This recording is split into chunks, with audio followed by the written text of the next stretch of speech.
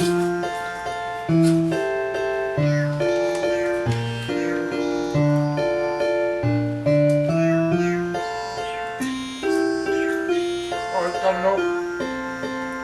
was faster. What? That was faster than it usually is. Okay, so we can move this kind of over like this. We can see, oh, we want to change this to like.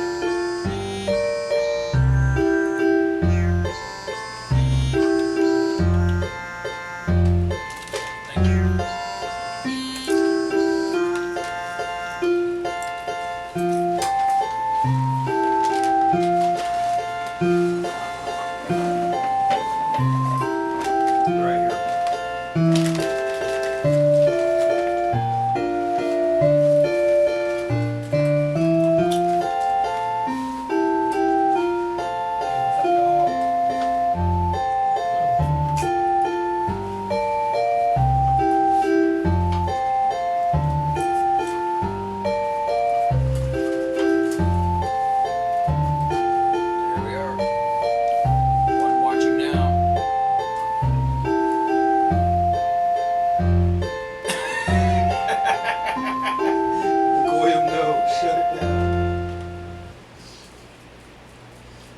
Watching. We're going to be a little while before we make the cameras go live, but please enjoy us crunching on these chips and continuing to hype up and prepare for this week's exciting episode of our It's Only Picture Show. Just kidding.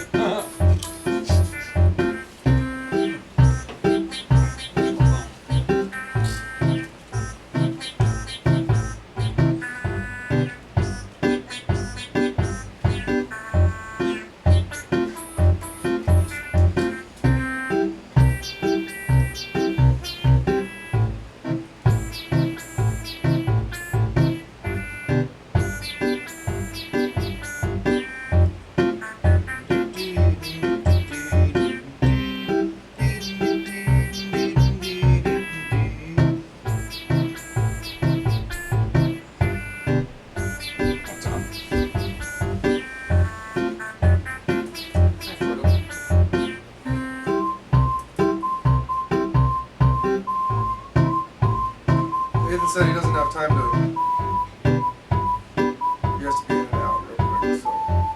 Yeah, that's understandable. Is this?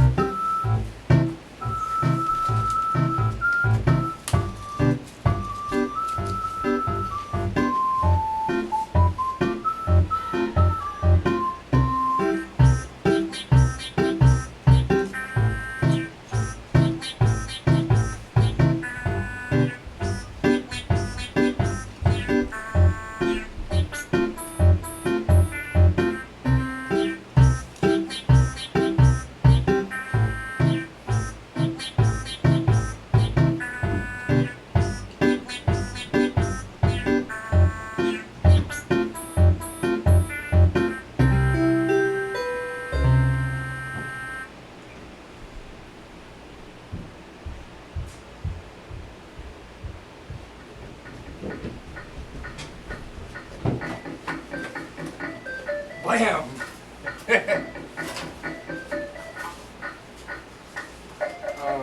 Let's see.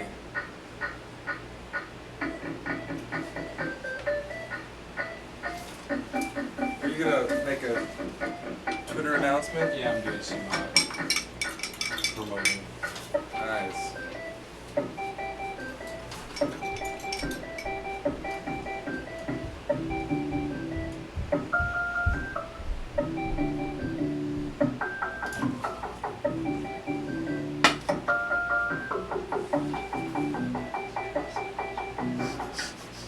Could be.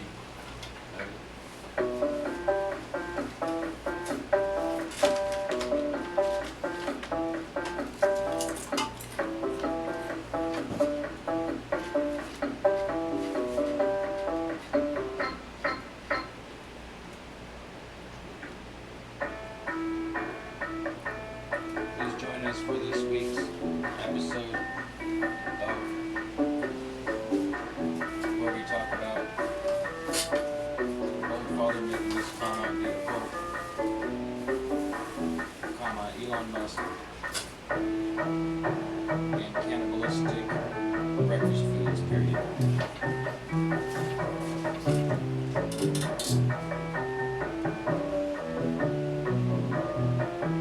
Get back to here soon.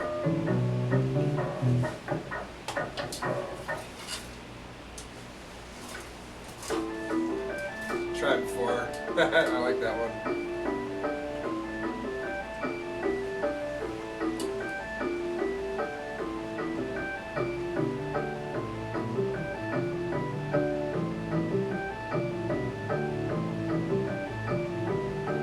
Stop hobbling around, coming after us.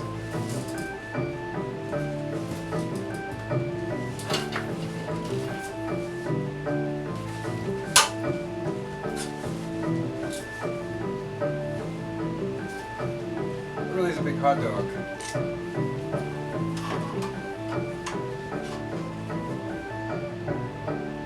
wonder if I already posted that, so that's the second time I posted it. Nope. I like my, you can see I've got a theme going here. My aggression is showing. Did you ever see this one? That looks like Zilliber Calvin's. I made an Archon. Is it an Archon? Yeah. That's why I saw it. Yeah, it looks like It was a weird picture Adam posted of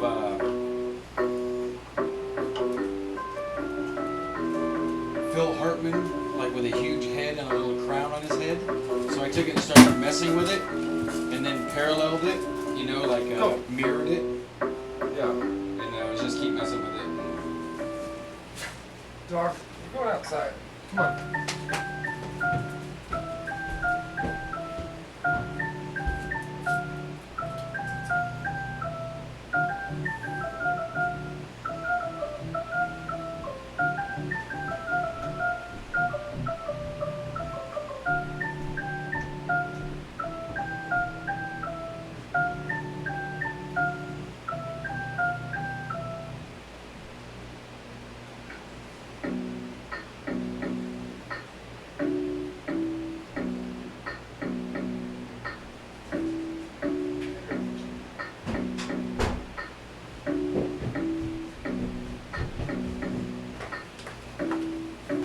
Poor dog. Thought he was gonna play with me, but I was juggling. Not playing fetch. He really loves you. Yeah, he's a good dog. Who we got two watching? Hi, everybody. Welcome to the show!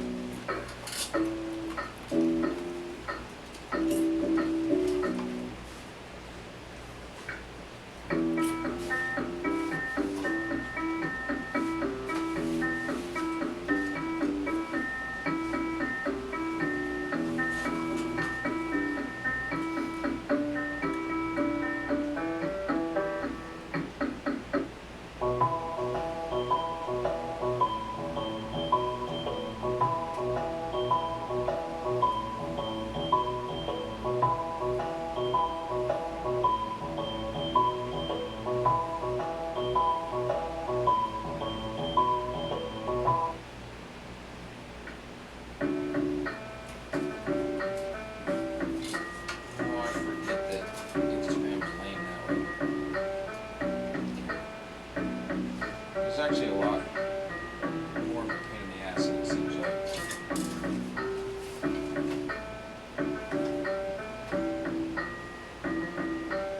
Should clean the kitchen. That's not my business.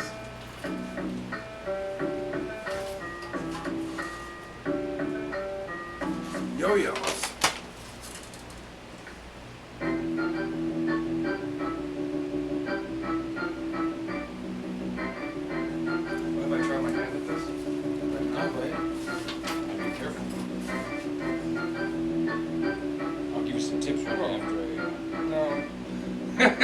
There's some little, like preliminary tricks. I'm sure it's the same with juggling. Yeah. Make sure that the chainsaws are on. Do you have the string down here? All right. Yeah, right. Okay, that's right. I'm just gonna give it back to you.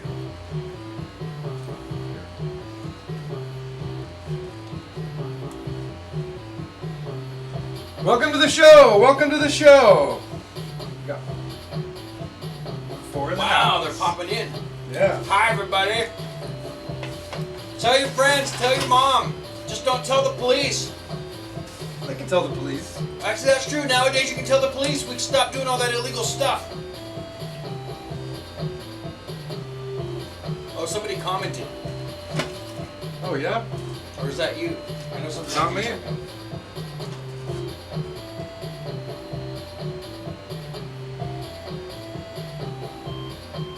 Where's my?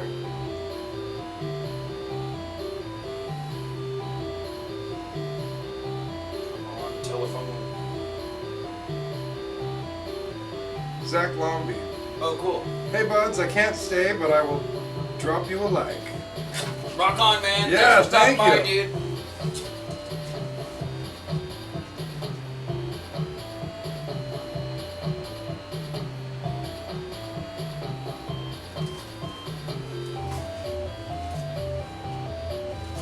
Did you see this one? Yes. That's right.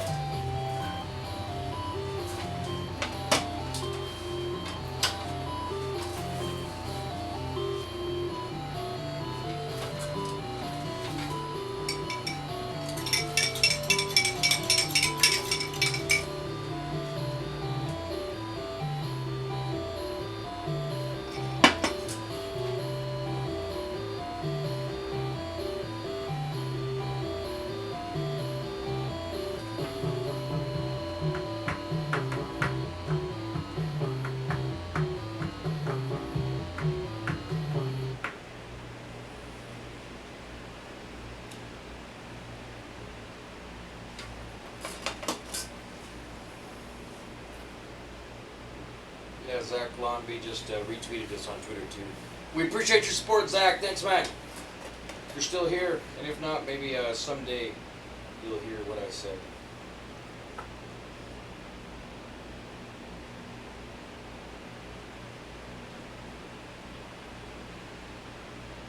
What? Where's our music? Oh, it's coming. There's one or two songs that have a little pause in there. It doesn't fire right up. Oh, maybe I didn't loop it. Thank you for pointing that out. Uh-oh. So now we're gonna sing a cappella. So. Everybody's talking at me. I don't hear a word they're saying. Only the echoes of my mind. People. Okay, there. So you have to hear this one again, boys and girls. Just let me finish promoting and then we'll go live or something, okay?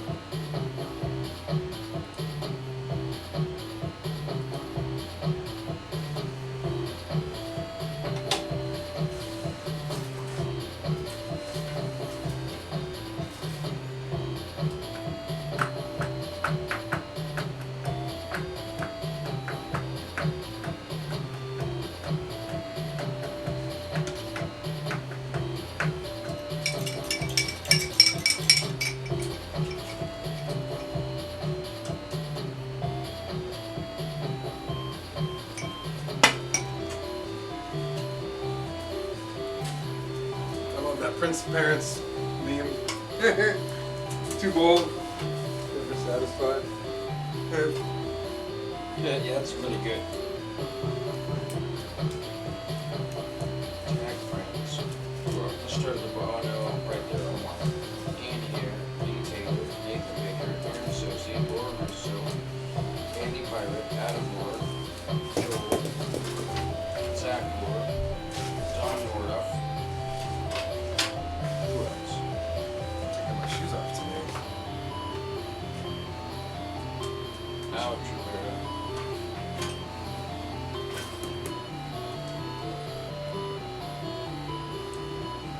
Leaper. Should we tag De La Maza? Sure. De La Maza.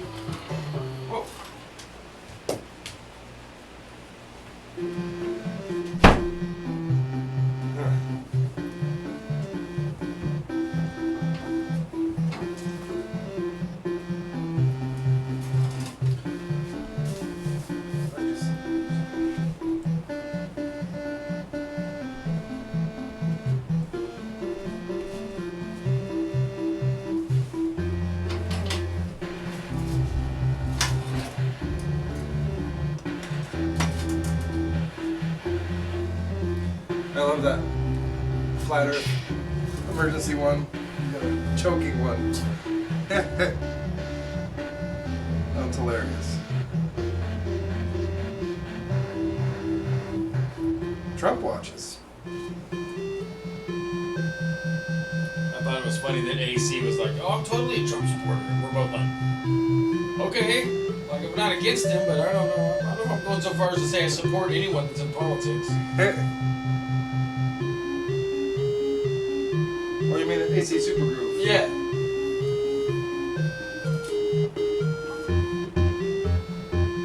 Should I tag E. Michael Jones? Sure. No, I'm not doing it. My guy. It's a fisheye. It would totally put me off my kilter if we're standing there doing our bands thinking we're being funny and E. Michael Jones comments like live like, "Oh no." I love that Stairway to Heaven. It's just got really serious. The one I changed with that. Yeah. That. Yeah. Well, you gotta watch this one. For it to line up.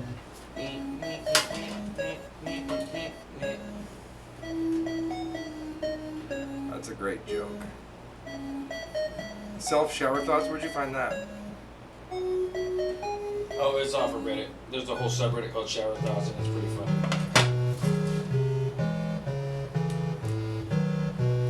Still tagging people, almost down. There we go. Go all the way to the bottom here and go up from the bottom. Is the Pope shit in the woods? This guy in there. It's because the internet is always going on right now. I get it. That's what I thought, and then I tried to like quadruple think it. You know what I mean? Well, like, if your friends say, "Hey, what's going on?" I'm taking a huge risk. Let's tag Terry Martin. Nice. Steven Moose, get your butt back in here, man. Alright.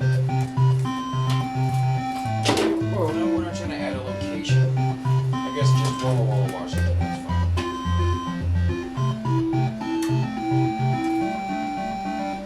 I think it looks like, well, there's Zilber Calvin. Yeah.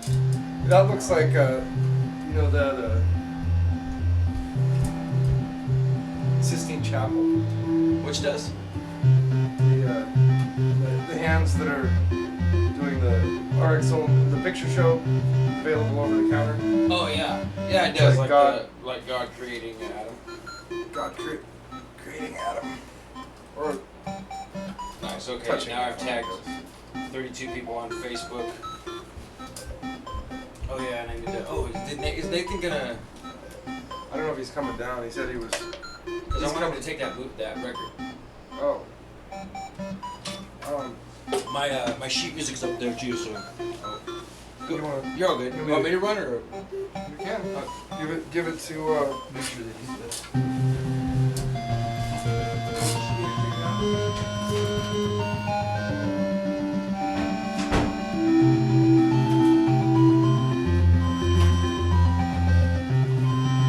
Wade Bogdanoff.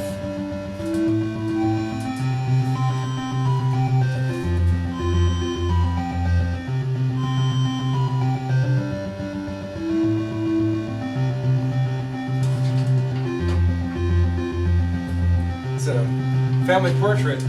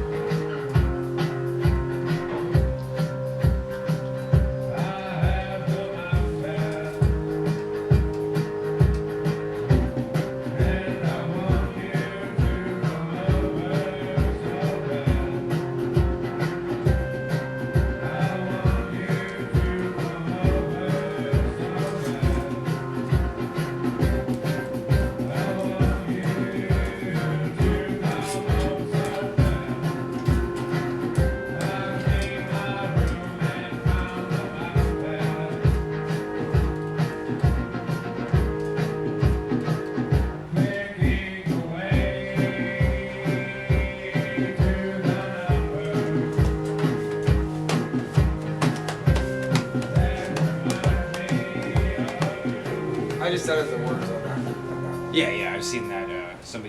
That's some real Photoshop work. Yeah. Which one's this? We've got Zach Lomby, and who is the other person who's... Oh, it's Jim. Oh, I see it. James Maiden. Yeah, I probably made it difficult for us to see. Well, I guess when we switch it over, we'll be able to see it. We're gonna need to I still want to read that book on the internet. figure out how to make the horizontal pictures show up like portraits. We can do it. It's just a matter of us. I think there's got to be a toggle somewhere. Well, it's in your. It's inside your computer. Like if it was Windows, I'd know exactly what to do. But there's just there's some simple setting when you're viewing pictures that says switch these up, you know, and so it's. I was thinking, well, actually, before we go to the screen, let's do this real quick. So, yeah, our themes, we're getting close. So, do an intro now. I want to start straight in talking about hyping up possible tea time later. Skype call and tea hype. Yeah. So we'll start with that. Oh, is there a possibility? Joel Howard moved back to Walla Walla, didn't he? Yeah, I guess so. Working some chaos. Magic.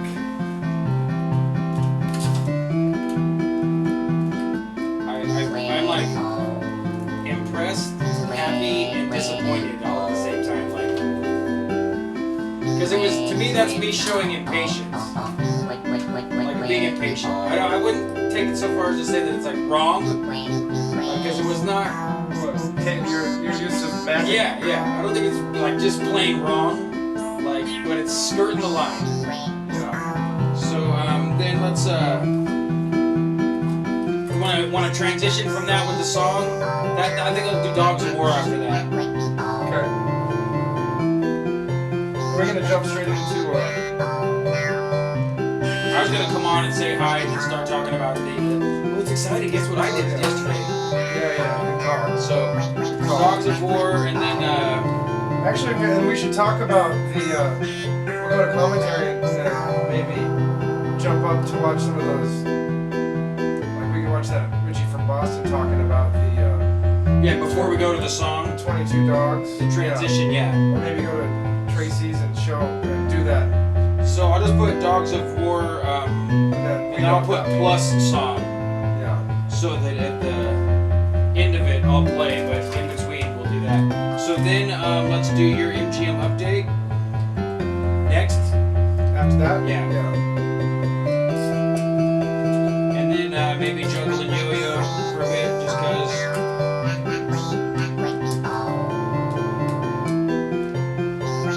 Maybe throw another song in if we feel like it, you know.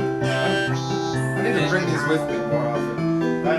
I was jonesing for juggling when I drove to Portland this Yeah, I'm mad that I didn't bring my yo-yos, because all I have is my one green Duncan. I was disappointed. Like, I bought a new yo-yo I've been practicing with that works better than even my expensive yo-yo. Where's your nice one? It's at home. I put it in my pocket one day, yeah. Your SB2? The SB's at home. SB2's at home. SB2? So we'll do Skype and Tea, Dogs of War, MGM update, Juggle and Yo-Yo a bit. Let's go from there to what do they call them? The Grand Slams? Oh yeah, to the Grand Slams. Yeah. Grand Slams, and then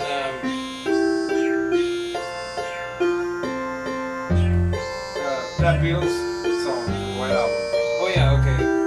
So no, Revolver and Art. Let's at least pull this thing up and stare at it, if anything. Yeah, we do need to get back to art. We do. I'm writing apologize next to Art. Like, we're sorry, you guys. And then Elon.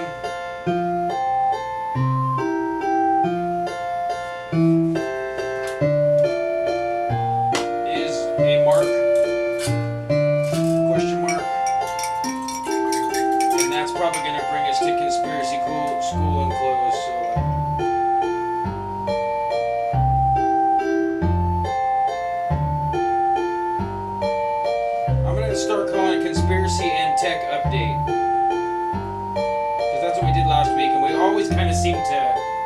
be looking at whatever's modern. Yeah. We could talk about the Q hashtag Q pound, whatever. I don't know. It's QAnon? no the computer. The Oh yeah. That's what I mean. Tech update. Yeah. That's what I mean. They go together. All right. So that's 8 things.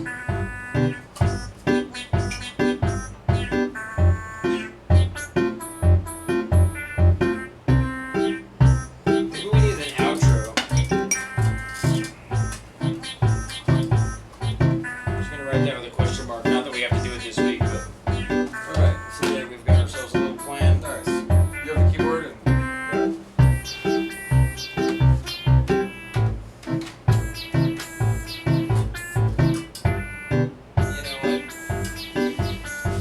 I'm feeling a little saucy here. Not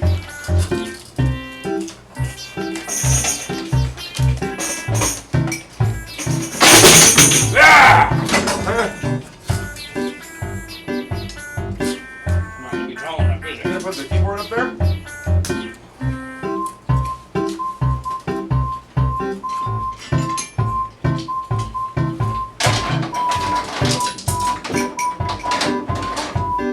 Well, something's happening because it's getting louder and louder. It is.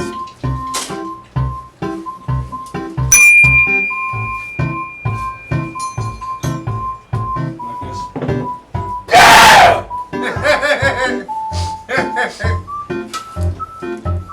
Oh, that's the wrong. I know. I'm just trying to get something to see if this will. Where is the correct one's over there?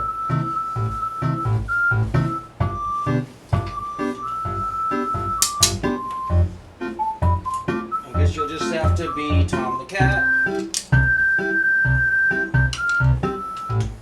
Oh, well, hey, Tom. Yeah, Tom's like, thank God that other guy's gone. That was supposed to be funny. What? Tom's like, thank God that other guy's gone. What guy? Casey. Oh. Tom. Tommy.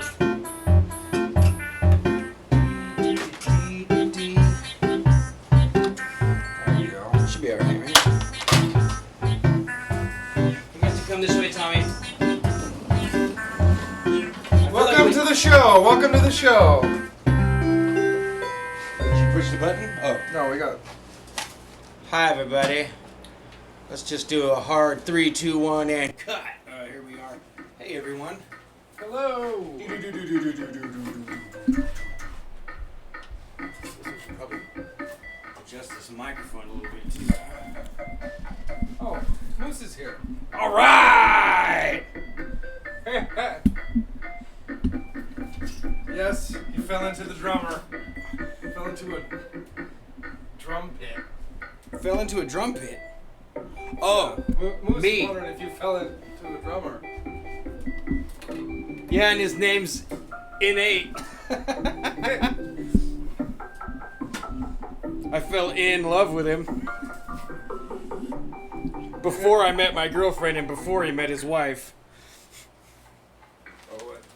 Innate and I have the most homoerotic relationship ever.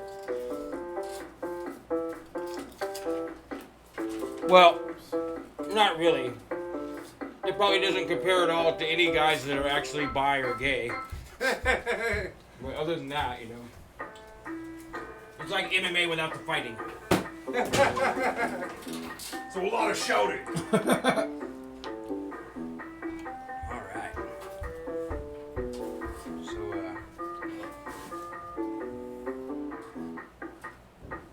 Nate fell into you, and you let it happen. You'd never catch me doing that. You could call me Nate's dream catcher. Alright. What do you think Nate would have to say about that? He'd say something like, "You know it, bitch."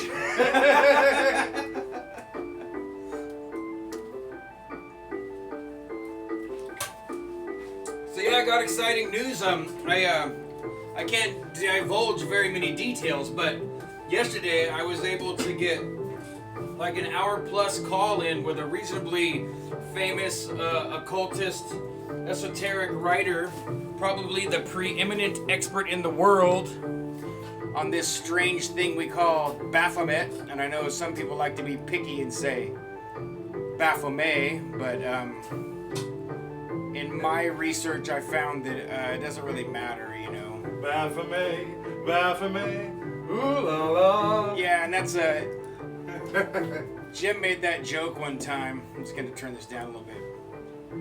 He compared Baphomet to the Tracy commercial. So now if someone says Baphomet instead of Baphomet, what I hear is Baphomet, Baphomet, ooh la la. But yeah, Tracy Twyman, along with her co-author Alex Rivera, wrote like an encyclopedic book about the history of the Baphomet, which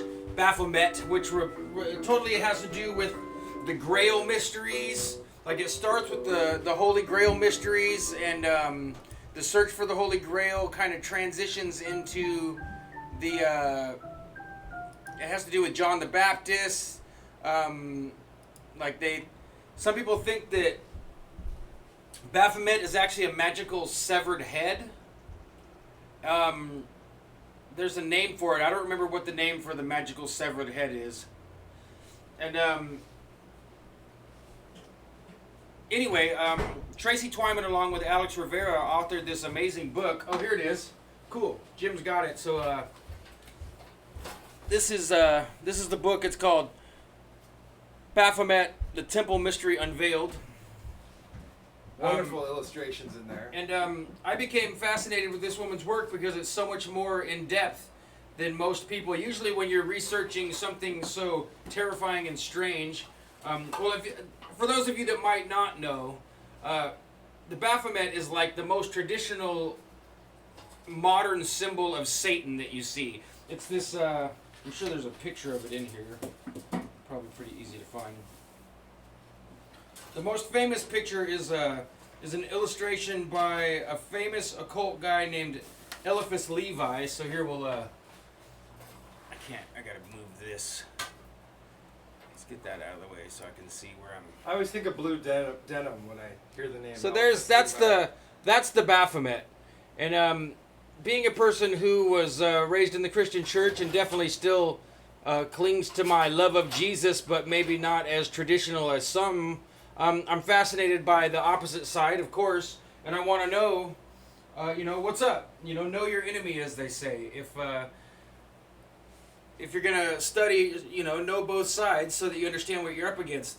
And so in corresponding, I'm one of these people that like if I like something or someone online or in general, I'll hit them up. Like I'll send them an email, or I'll send them a private message, or I'll see if they'll add me on Facebook or whatever.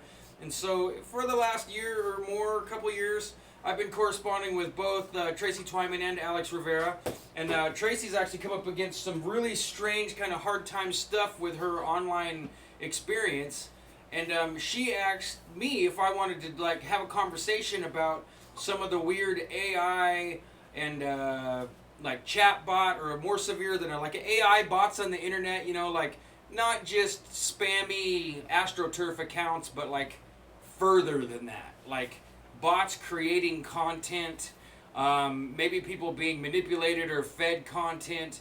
And so it was really exciting. We had a nice conversation, and I don't want to divulge too much details because it'll be published pretty soon, and it may be available only in her paid for section, but I could always ask her if maybe she'd give me permission to tease you guys into maybe becoming paying customers. If you're into that kind of stuff. I mean, if you're watching RX Only Picture Show, you're probably into it a little bit. Oh, interesting. And they are the traditional Klingon bladed weapon, Baleth.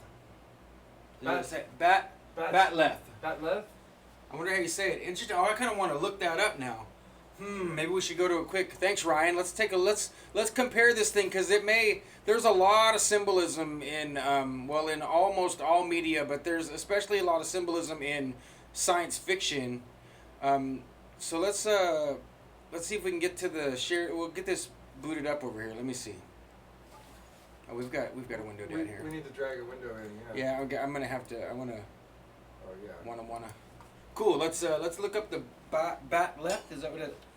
Bat apostrophe left. Bat left for sale. Bat left for sale. So let's go to images and then we'll dump this. We'll change the settings over here. Oh, interesting. Yeah, I recognize this thing. Here, let's put it up there so that. Okay, yeah. Let me. See it. You gotta drag it, right? You Klingon bastard! You killed my son! Only the hardcore star. Ryan and I had a great time watching a lot, and I mean a lot, of Star Trek at one time. At his wonderful house. Let's see, where am I here? Shared commentary. We need the media exam cam, and we need to go to settings. And we need to get the bat left. Okay, cool. There it is up there, and let's go ahead and fade that to over here. Nice. So there's the bat left. And so, what do you think, Jim? Preliminary look here at this thing. What do you think of comparing that to anything to do so far with what we'd be? Well, it looks like the Baphomet horns. Yeah, it does kind of look like it looks like devil horns upside down. So the one thing about the interview I'll tell you is that we kind of got cut off about halfway through. We were rolling more than an hour, so I'm really hoping that we can follow up and continue because I don't feel like we got all the way to where we would want to be. Oh, that's interesting. Queen. I didn't know that the Queen actually knighted Patrick Stewart with the bat left. I think that's a joke. You think so? Yeah. Well, that's revealing. I mean, if the Queen's a Klingon, that actually kind of makes a lot of sense, you know. Oh, that's not gonna still fit, huh? Did the window pop open? Nope. Can't do that, John. Gotta stay in one window. So yeah. So is that a Photoshop? Looks it's gotta be Photoshop. There's no way she's holding that thing, right? Yeah. She would have had to use two hands. She's a pretty. Well, since we're still here, I'm gonna try one more thing for fun. Let's go up here and type. Because, you know, the internet has lots of cool stuff.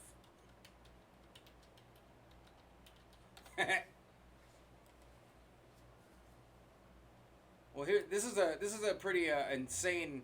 Just to get sidetracked for a minute, if you're not aware, folks, this picture here. Is that the bronze?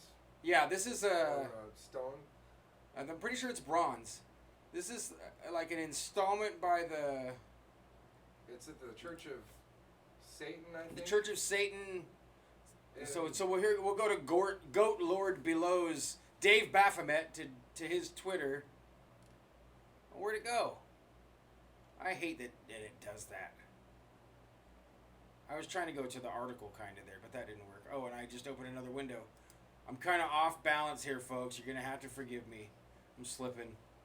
But yeah, they installed this statue. Like, I think this was pretty sure the like paraphrase story of this is if you can display the 10 Commandments on the lawn out in front of the courthouse or whatever, then the Church of Satan also has the same equivalent right. And so they went ahead and commissioned this bronze Baphomet and displayed it somewhere on the. Was it in the public square? I think it traveled. I think they'll put it in a school if the school has. They're showing the 10 Commandments or something. Yeah, we were trying to see if Tracy might be interested to occasionally pop in, jump into the hangout with us here on Picture Show. If you notice, they put man pecs on it instead of the bare breasts. Yeah, that's interesting. Because they wanted to G-rate it, so that they didn't want any reason for. Right, they didn't want to have it be so that they could. For it to be censored. They could have just left the nipples off. They could have used like a tasteful pasty or something. A bikini top. A bikini top. Yeah, I was just looking. I was curious if we get anything for. This is another interesting. So here's a questionable piece of art. So here's the on the right here. You're seeing Apotheosis of George Washington. I think that's what it's called. Yes, the apotheosis of George Washington, and apotheosis. You want to look that up so we can get a real becoming God. I think. Well, look up the name. Like, of it. I think the apotheosis of George Washington is the painting inside of the Capitol building dome. Okay. But I think that could be it. So next is his. He has a tomb, an empty tomb underneath the Capitol building, where it's George Washington's tomb, and it's empty on purpose to symbolize that he has risen from the dead and become really? God. I did not know that. Wow. So there's that's like way bordering on blasphemy against Jesus Christ if there's an empty tomb under the Capitol. Apotheosis of George Washington. But yeah, this sculpture on the left is George Washington, and on the right is the most traditional image of the Baphomet as driven by Eliphas Levi. And if you can't see the similarity there, then boy, I don't know what to tell you. They're really kind of tipping their hat there to the Baphomet. And you know, George Washington is a very famous Freemason, one of the most famous as far as our country is concerned. You should go to apotheosis. So we're gonna digress here for a minute, folks. Stay with us. Let's take a look at the apotheosis of George Washington. So apotheosis means literally means the process of becoming divine. The process of becoming divine. So, I wonder if one of these will.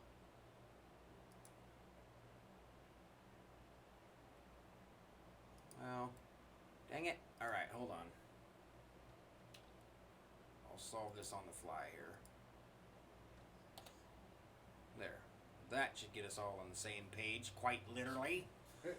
The apotheosis of Washington is the fresco painted by Greek-Italian artist Constantino Brumidi in 1865 and visible through the oculus of the dome of the rotunda the eye of the dome of the United States Capitol building. So this is all very Masonic and very telling.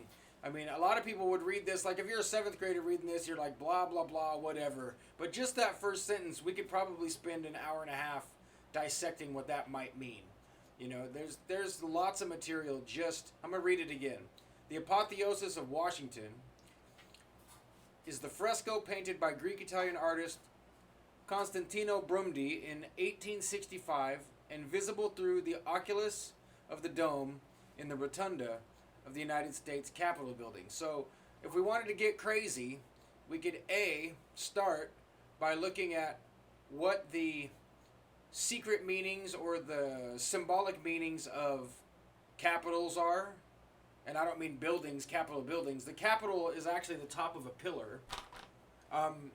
The rotunda is probably symbolic of something. The oculus is definitely symbolic of all kinds of things.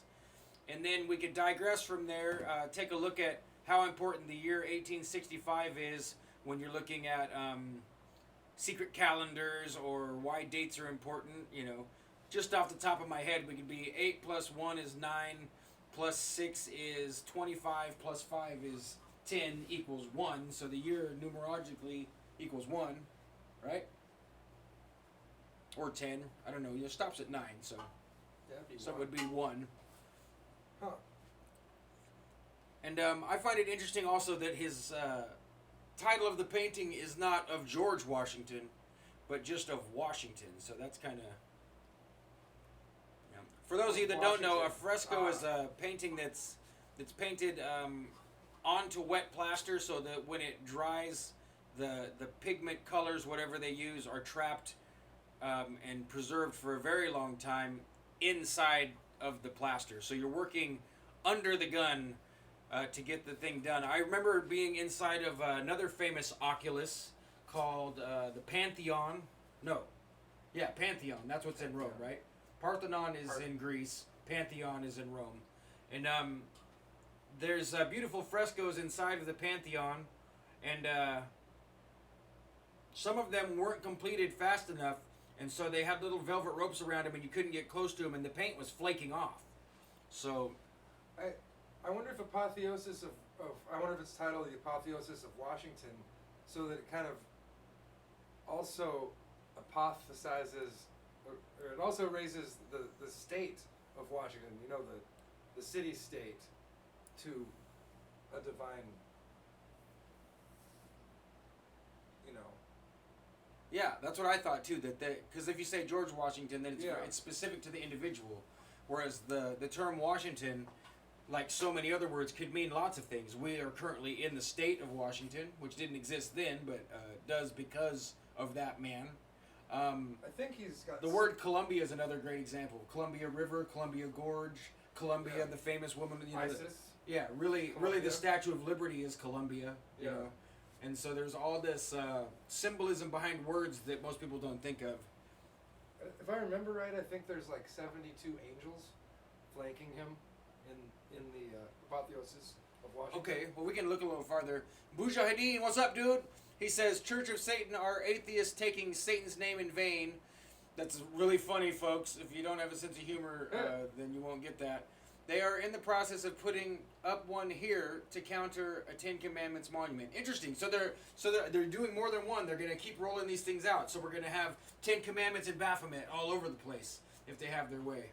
And just as a side note, Buja, I don't think they're really atheists. I think if you believe what Satanists tell you, you're naive. They're liars. Like, I don't believe for a second that Anton LaVey was not deeply entrenched in the absolutely real world of black ritual magic. He was performing wedding ceremonies and all that stuff. And that was just a way to softball everybody. Like, oh, we just use Satan as a symbolic archetype, but we don't believe he's real. Don't believe it. I don't believe it for a second. But yeah, let's go back and take a little bit more longer look at this. So the fresco is suspended 180 feet, so that's probably symbolic. That's 1/2 of a circle, huh? Above the rotunda floor, and covers an area of 4,664 feet. The figures painted are up to 15 feet tall and are visible from the floor below. The dome was completed in 1863, and Brumidi, I was pronouncing this guy's name wrong. Constantino Brumidi painted it over the course of 11 months at the end of the Civil War. He was paid $40,000, so that's more than $500,000 in today's money for the fresco. Okay, so to me, just the first paragraph, once again, we could probably, if we wanted to get nutty, we could do a whole show just picking apart that paragraph. Like, okay, so it's closing the Civil War, and there's all kinds of occulted data that we could draw out of this. So, but let's just keep reading here. Brumidi worked for 3 years in the Vatican under Pope Gregory, which one is that? 16? And served several aristocrats as an artist for palaces and villas, including the Prince. Is that an L? Can you see, Jim? Torlonia? It looks like Torlonia. The Princess Torlonia are an Italian noble family from Rome who acquired a huge fortune. I can't see what this. Right. So these guys were the financiers of the Vatican. Interesting. See, I didn't know about them. Torlonia.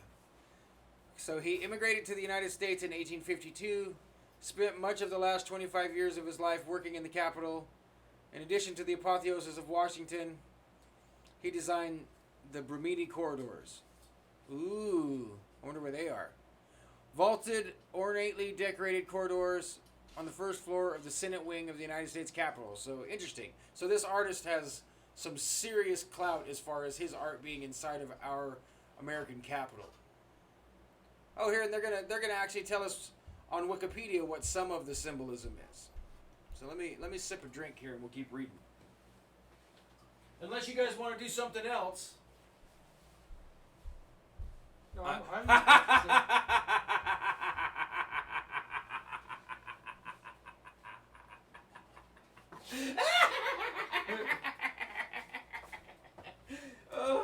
I'm laughing because Ryan Martin made a comment. And if you've been paying attention so far, you should be able to put 2 and 2 together. And there's an inside joke there. Well, and I guess the truth is, if Ryan's statement is true, that he's real, according to the inside joke, I wouldn't be real because I am oxygen neutron. I don't get it. I know, it's an inside joke. We used to call Ryan Satan when we were in a high school heavy metal band. We all had our little nicknames. He was Satan. I was so stoned one time that I said, like an oxygen neutron, and everyone busted up laughing and said, that's your nickname. You just named yourself something that doesn't exist. Oxygen neutron. Yeah. But anyway, let's continue here. What's the symbolism? I can't take a bite. I'm going to read. Says, the apotheosis of Washington depicts George Washington sitting amongst the heavens in an exalted manner, or in literal terms, ascending and becoming a god. Washington, the first U.S. president and commander-in-chief of the Continental Army during the American Revolutionary War, is allegorically represented, surrounded by figures from classical mythology. Washington is draped in purple, a royal color, with a rainbow arch at his feet, flanked by the goddess Victoria, draped in green, using a horn. To his left, the goddess of liberty to his right. Liberty wears a red Phrygian cap, that's the Smurf hat, folks, symbolizing emancipation from a Roman tradition where sons leaving the home and or slaves being emancipated would be given a red cap. She holds a fasces, that's where the word fascism comes from. That's a bundle of sticks with an axe usually attached to it in her right hand and an open book in the other. Forming a circle between Liberty and Victoria are 13 maidens, each with a star above her head representing the original 13 colonies. Several of the maidens have their backs turned to Washington, said to represent the colonies that had seceded from the Union at the time of painting. Upside down above Washington is the banner E Pluribus Unum, meaning out of many, one. Surrounding Washington, the two goddesses and the 13 maidens are 6 scenes lining the perimeter, each representing a national concept allegorically. From directly below Washington in the center and moving clockwise, war, science, marine, commerce, mechanics, and agriculture. The perimeter scenes are not fully visible from the floor of the Capitol. So that last sentence is very telling to me. So if you get up there close, you can see more detail of what's really going on. So very interesting. So let's see what Moose says. Moose says, if we are in a simulation, then where is the validity of the theology behind organized religion? And would this mean that Alaska is still flat? Well, Alaska's not flat, Moose. I've been there. It's like lumpy. It's really lumpy all over. And I don't know. I don't subscribe to the idea that we're in a simulation, because to that I think immediately the question that comes to mind immediately is a simulation of what? Whatever we're doing here, to each individual who's experiencing it, appears to be the most preeminent and real thing. You know, we're getting really philosophical and moving towards the what is it? Rene Descartes, the brain in the jar theory, right? Isn't that? So that's always kind of fell on its face for me. Like, we'd have to be outside of whatever this is looking in to verify that it's a simulation. You know? So I just counted, and there are 72 pentagrams circling around there's stars inside of circles around the apotheosis. Oh, cool. Okay, so there's, you counted them? Counted them. Wow. Yeah. There's 72 pentagrams around. Let's see if we can get back up here and see what Jim's talking about. In this picture here, I wonder if it'll let me blow that up. That didn't open a new thing, did it? I guess we'll find out now. Click on that for a second. Or this one. This will tell us, right? Cool. Okay, that should work. So Jim is saying that there's 72 stars here. So here you can see Washington. They said that's Columbia. Columbia. And that one was Liberty. Victoria, or no? It was Victoria, and that's Columbia and the purple, I think. in the friggin'. And so where's the I want to see the ones where's the backs turned? Do you see them? Where's the 13 colonies? Which ones have their backs turned? I would say this guy's got his back turned. So that's Or maybe it's fascinating to me that it's not a circle. It's almost like the all-seeing eye here. You see it? It's a triangle, and the E pluribus unum banner almost represents the pyramid again, the truncated pyramid. The top. So we've almost got the eye again. It looks like an eye there in the middle. Yeah, it does. It really does. It looks like there's some geometry, like so it's an oculus within an oculus within an oculus within an oculus, huh? Crazy. How occulted. Yeah. It's not very well occulted, is it? But yeah, so I was really excited to, because I'm a huge fan of Tracy Twyman and Alex Rivera, because their book, this book, let's go back here, go back away from this for a second. This Baphomet book is super insightful. I mean, it's like a encyclopedic history and reference of everything having to do with the first understanding of Baphomet coming into the world and all the way up to current times. And so for Tracy to ask me if I wanted to jump in and have a conversation with her about she's essentially been kind of gang-stalked or really hassled and harangued, even to the point where she like dropped her Facebook and she like deleted and ended up re-uploading a bunch of her content. She felt like content might have been being served directly to her. You plug the yeah, and you can buy the book. It's about $35 on Amazon, and I'll drop the link in the description after the show so that it's easy to find. But it's a great book. It's worth having no matter what you think about one subject or another. Doesn't matter, you know. I mean, for Ryan Martin, I'd say he should get it because it's kind of like an autobiography for him.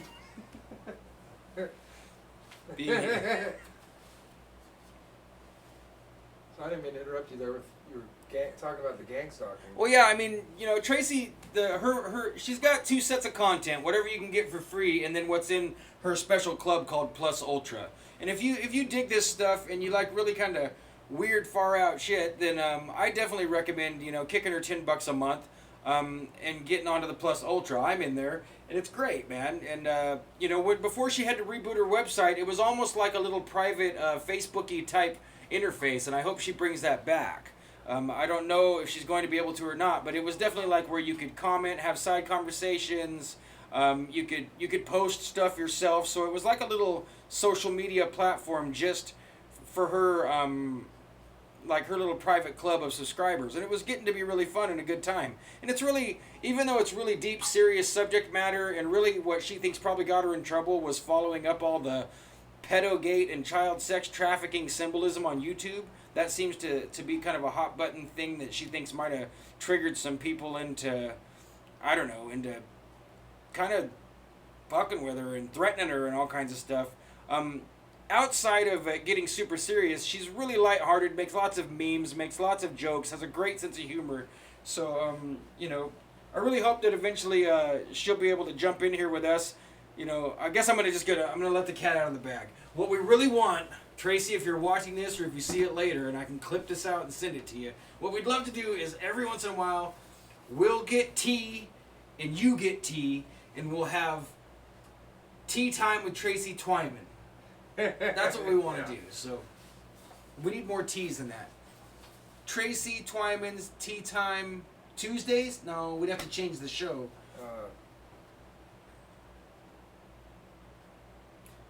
Theological Tea Time with Tracy Twyman tomorrow. No, then it'd have to be on Thursday. I'm sorry. I'm just brainstorming, but we need, we're big fans of alliteration, and we have a feeling that Tracy feels the same way. But, alliteration rocks. Oh, here, hold on. Moose is still asking us questions here. Stephen Moose says, what is with all the 72s? Does it have any correlation with the 72 virgins that await you in the afterlife in Middle Eastern religions? Now that's a great question, Moose, and let's I think that it has something to do with the Temple of Solomon. Solomon's Temple. Yeah, there's 72 demons, isn't that angels. right? Yeah. Oh, the Keys of Solomon, the Greater Keys of Solomon, is called the Goetia. Now, I might not get this perfectly from memory. Maybe we should look it up too. But I'm pretty sure that there's the Goetic magic is like Solomon had control over and forced demons to help him build his temple. And a lot of the magicians working today, cool. They're still trying to work within this magic of the Goetia. So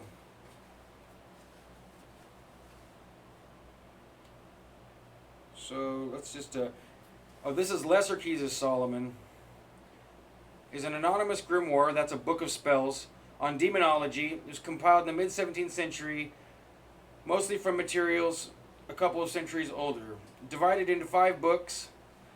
And yeah, I don't know. There's deeper information about it than this. But that's like the most.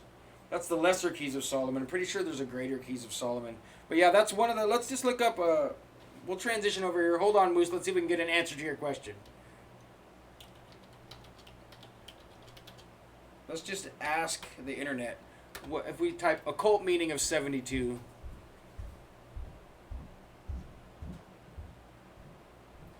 Oh, that's weird. What? A form of ratio shorthand that roughly translates as meaning best wishes in the QRP low power community. I don't know what that is. Let's look at this. This is interesting. I got to transition back here so everyone can see this with us here. All right, fade on over. So I'll read some of this to you. I've never heard of this, so. Oh, this is great. Well, to answer you, okay, first, literally, let's get real literal here, Moose. 72 is the natural number following 71 and preceding 73. It is half a gross, or 6 dozen. It's the sum of 4 consecutive primes, 13, 17, 19, and 23, as well as the sum of 6 consecutive primes, 5, 7, 11, 13, 17, and 19. Oh, we're getting to Euler. You guys know who Euler is? Euler. Who's Euler? Euler, Ferris Euler? Ferris Euler? Yeah, this is good. We're going to lose everybody if we start trying to... So there's a really cool toy called Euler's Wheel. It's EULER. Look up Euler's Wheel and check it out. It's a really cool spinning toy. I was trying to find whatever led us here. Okay, the number of languages spoken in the Tower of Babylon. So that's what the languages were divided in the Tower of Babel into 72. Conventional numbers of scholars translating the Septuagint. The Septuagint is part of the Bible here. Let's see which part. I don't remember. Septuagint is the earliest is the earliest extant Greek translation of the Old Testament from original Hebrew. So that's the Septuagint. So that's how many people were working on the original Greek translation of the Old Testament. And conventional number of disciples sent forth by Jesus in Luke 10. Okay, so that's going to confuse some people. Okay, so he had 12 that were his apostles that he called. And then he sent out 72 outside of that, or including. So it would have been 60 plus the apostles. But it says here in parentheses that in some manuscripts it only says 70. So the number of names of God, according to the Kabbalah... 72. Yes. 72 names of God, according to the Kabbalah. Kabbalah is mystical Jewish magic, for those of you that might not know. Now there's a hard word to say. The Shem Ham Fror Ash, meaning the explicit name, is an originally Tanaitic term describing the hidden name of God in Kabbalah. So yeah, here we go. So apparently 72 has a big deal when it comes to the name of God, and I find that interesting that the 72 demons for Solomon. For Solomon's too. So that's a trip. I want to. Degrees of the Jacob's Ladder. So okay, it's the total number of books in the Catholic Bible. Interesting. There's 66 in the Protestant Bible. The current distribution of the Book of Revelation is 22 chapters, adopted since the 13th century, but the oldest known division of the text is that of the Greek commentator Andrew of Caesarea in 72 chapters. So I'd be curious to see where the divisions are. I'm reasonably familiar with the Book of Revelation. Okay, it's a number of people martyred. Apparently this looks like some kind of Muslim thing. 72 martyrs. So this is more information on. So the degrees of Jacob's ladder were the number of 72, according to the Zohar, which is another ancient text. Zoroastrian, if you guys have ever heard of that. Oh, interesting. 72 disciples of Confucius who mastered his teachings. And once again, we have confusion, also given as 77. Man, this goes on and on. Thoth, in an Egyptian cremation myth, when 72... Oh, creation, pardon me. Thoth, in an Egyptian creation myth, wins a 72nd of each day of the year from the moon in a game of droughts as a favor to Nut, the sky goddess. He uses these portions to make the 5 intercalary days on which the remaining gods and goddesses are born. Wow! I need to throw that into the mix with my Flat Earth research group and see what they say. Because the following and counting the days of the moon and trying to follow the sun and moon is a fascinating pursuit. Well, it can be anyway. Okay, the good God. Now, why are we getting opinion here? The good god Osiris was enclosed in a coffin by 72 evil disciples and accomplices of Set. Okay, so when they tricked Osiris into his perfectly shaped coffin, apparently there was 72 guys helping old Set get the job done. What if it was Osiris's coffin they opened up in Egypt? Why does it say good? I can't get over that. That is strange. Set wouldn't think he was good. I'm just reading down here. 72 stupas, which comprise Borobudur, the world's largest Buddhist temple. The stupas, I think, pretty sure that's the steps. In Islam, 72 is the number of sects or denominations that are doomed to hell, according to Hadith. There we go. The number of demons sealed away by King Solomon with the Lesser Keys of Solomon. So, there's some answers.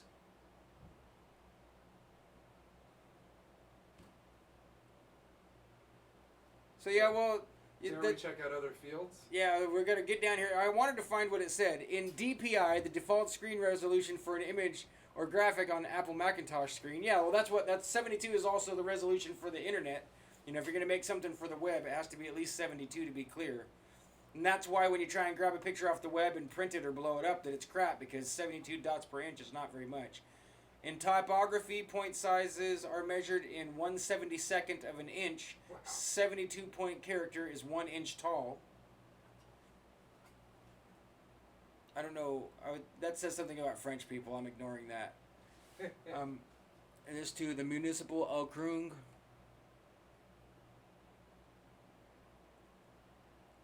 So apparently the USS Abraham Lincoln is the 72nd aircraft carrier.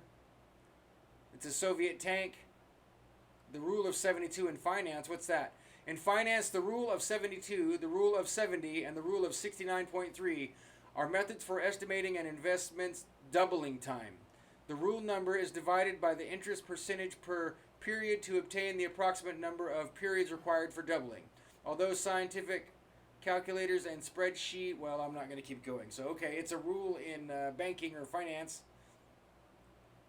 There's a book. 72 and Sunny is an album by Uncle Kracker. It It's a movie. It's a music band. Okay, it's a musical instrument. The Persian classical santur, a hammered dulcimer, has 72 strings and 24 triple-stringed courses. Well, that sounds like fun. It's another song. The number of the members of the National Senate of Argentina. 72 demons and other spirits in the Goetia. That's how we got here, other than Moose helping us along. Okay, so here we go. A form of radio shorthand that roughly translates as meaning best wishes in the QPR community. Okay, so QRP. So this must be like ham radio guys, kind of. Something like that, huh? So we could say 72. And that means best wishes. So we could start ending the shows with that. There you go. All right, everybody. 72, and then we'd have to say... we'll say it at the end. Oh. Very good, very good. Okay, so in Byzantine music, it's the division between keys too, and I think we're going to have to stop there. It looks like there's more information yet. Oh, well, hold on. In sports and games, let's get these last three out. The usual par for an 18-hole golf course, especially in tournament play. So that's interesting. That 72 is also... That's a complete game of golf if you're under par. 72. Sects in Islam. I think we got a little bit of that. Oh, no, that's... Number of victories the Chicago Bulls achieved back in the day. The number of spaces in a game of Parcheesi from start space to home. Now, I used to play Parcheesi with my grandma. So that gives me nice memories of... Parcheesi is an ancient game. Have you guys ever played it, Jim? Ever played Parcheesi? No, never played it. Yeah, Parcheesi's cool. How do you play it? It's kind of like a game of Sorry. It's similar to a game of Sorry. Sorry, is that like Chutes and Ladders? No, like, you go around the outside of the board and your player can knock a player back to home and you're trying to get to the middle where you're safe. It's very similar to Sorry. Huh.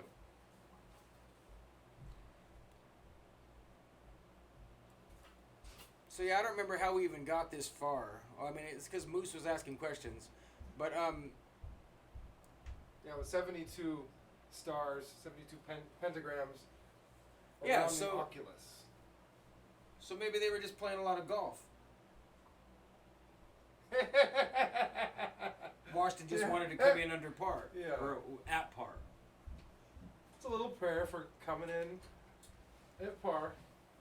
On par. Well, I guess if you go from being a general to being president of the newest, baddest country in the world, and you die and become God, you've definitely hit par. A god, pardon me, become a god. I don't think George Washington would want anyone to think that he was God. Yeah. I know he had wooden teeth and supposedly stole his neighbor's wife. So anyways, let me glance here. Yeah, so something that kind of piggybacks on this that Jem and I were talking about earlier is we saw should we watch the RFB? Or is there a short clip that was concise enough? It was about 5 minutes on the RFB. So there was I don't know if you guys have seen people using Google Translate to find weird stuff. It's not uncommon that, like, if you look up Google Translate and like secret code or anything like that. So let's just start with that. We'll type Google Translate Dogs of War and see what we get.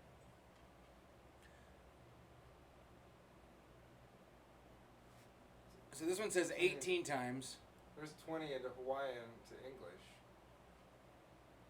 So, this one's on Reddit. Let's try this link, okay? The one we found, for backstory real quick, what Jim showed me earlier is someone had taken just the word dogs, right? It was dog. Dog, the word dog, and put it in to Google Translate 22 times, and change the language to some obscure African language, and then it gives you a warning that Jesus is coming back, and that so it's like the dogs of war are being released from hell. So this one here, this Reddit thread apparently is telling us that if you type it in 20 times Hawaiian to English, you get something. So let's find out what it says here. So here, let's see, make sure they can see this. Can you guys? We're still on here, right? We're all good? Yeah. Yep. Debunked. What's debunked? We haven't even shown you yet. Your timing's off, Moose. Maybe you should check your shoes for chicken real quick, bro. Delicious. So, type dog 20 times into Hawaiian to English, Google Translate. So yeah, this looks like the same one, huh? Oh wait, no. Oh, I can't do that anyway. Sorry guys. Sorry about that. Can you click? You can click on more, right? Or is that what you just did? Yeah, I did. This is just a photograph. So we're gonna have to go back here. Because. Okay, so wait, here we go. I have to do this.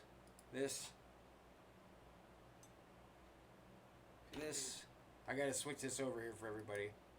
We're gonna lose this thread. What? Is it there? No. I'm messing this up here. Okay, well let's go to Google Translate and just see what we get. 20 times it said? We type PPP. What in the world? Small in English. Oh yeah, I remember this one. This is like the similar thing with Pepe. We better just go back over here. We're losing our... Hey. All the distractions. Well, it's hard. This is hard.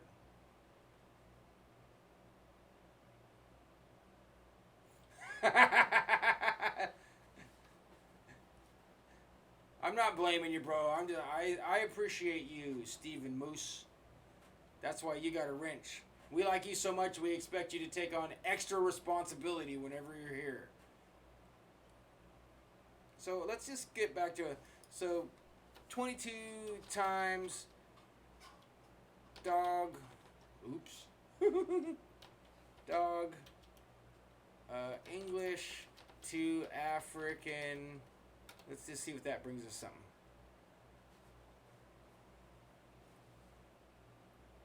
There's a Sun article. You type 22 times dog. Oh, you can try typing dog in to the directly to the. Oh, there's translate. So. Yeah. Well, that's to Afrikaans, but we don't know what the language was. You can. Let's just go look at the Richie from Boston. RFB dog. Dogs of War.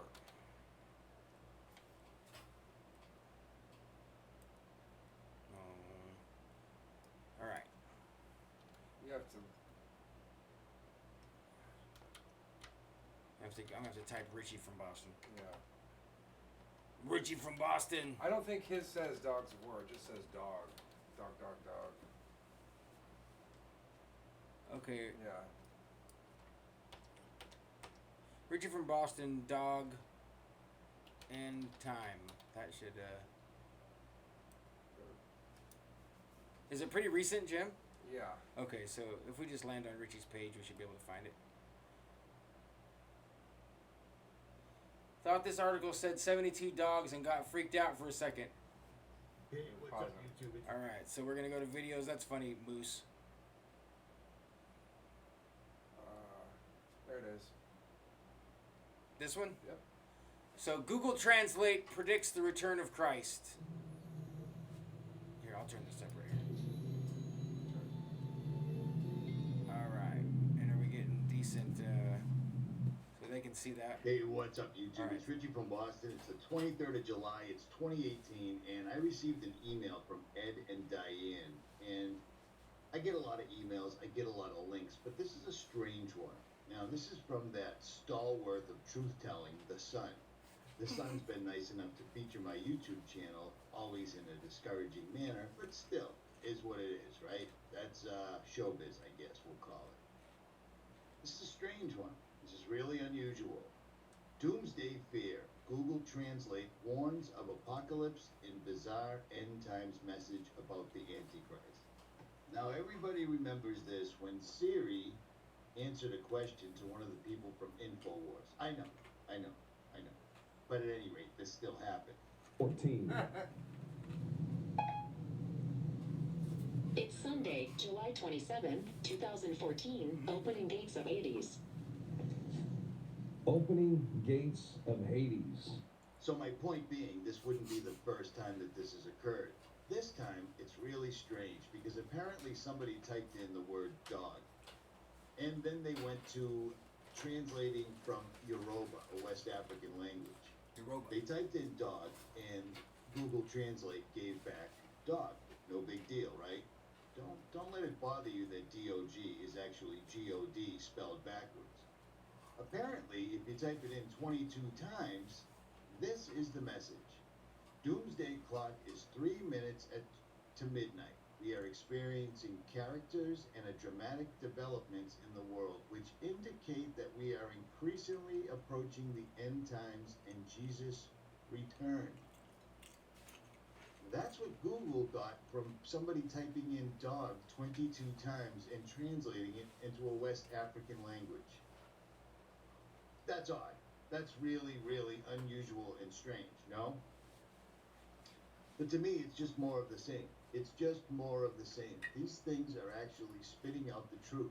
I've been telling you this for quite a while. Other channels have been telling you this for quite a while. And now, apparently, Google's AI is telling you. Because they have to tell you. They have to tell you. Am I saying that this is going to happen anytime soon? I have no idea. You have no idea. But maybe Google Translate has an idea. I mean, again, these guys are literally talking to the other side. Here we go again, right? I gotta do it. The way you don't care about an ant is the same way they're not going to care about you. And these things that we're summoning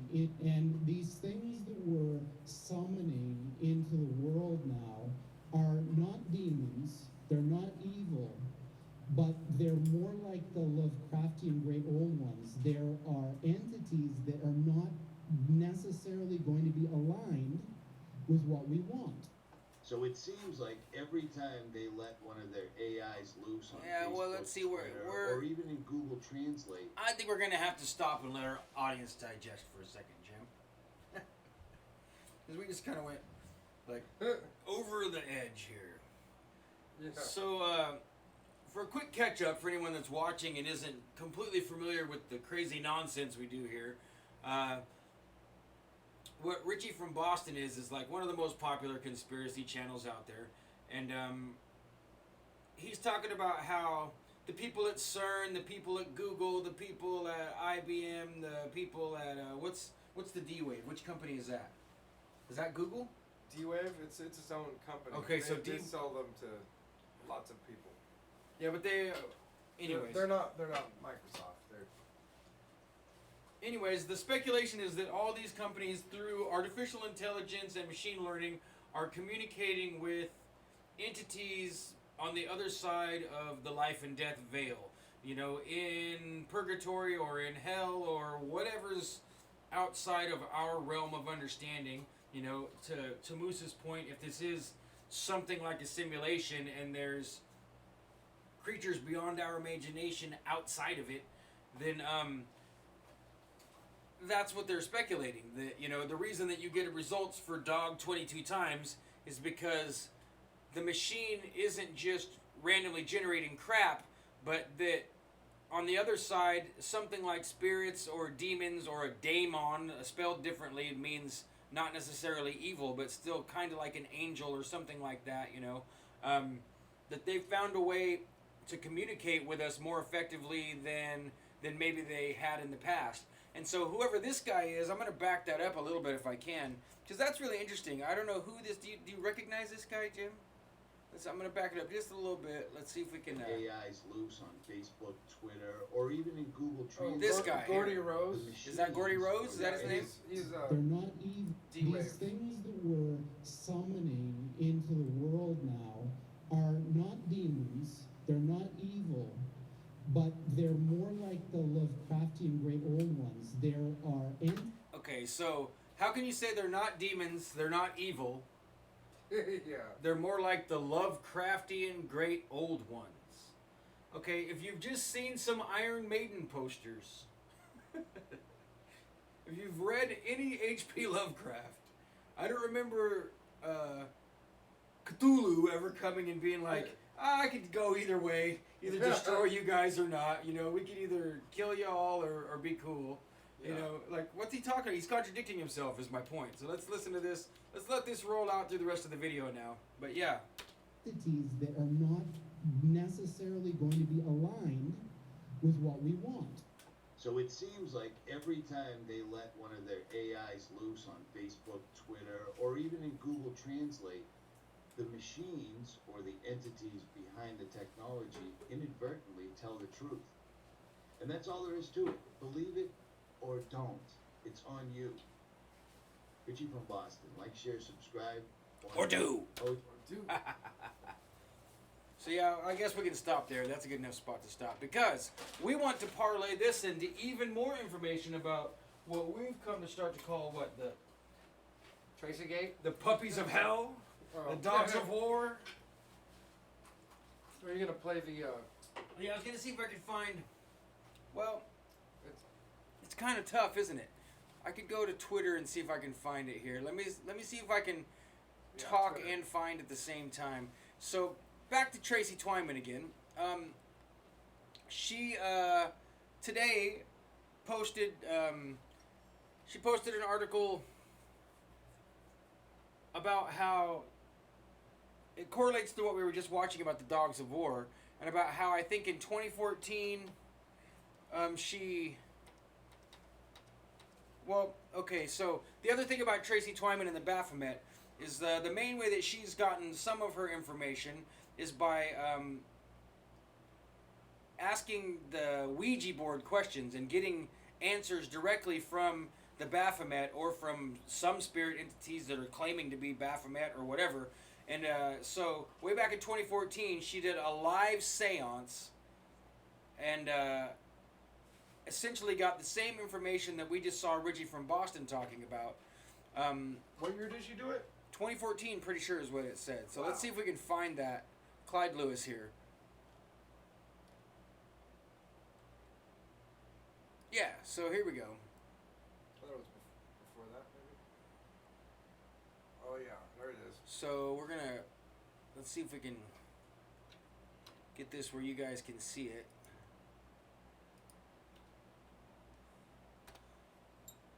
Okay, let's make sure. Can the audience see that? Is it? Yep, there we go. Okay, so here we are on Tracy Twyman Plus Ultra. Oh, maybe I'm accidentally giving you a peek in here. Let's see. Oh no, this lets us in without having to sign in. So cool. So what it says here is same thing Richie was just talking about. The report in the Sun, talking about end times with the word dog, all that stuff that Richie from Boston just said.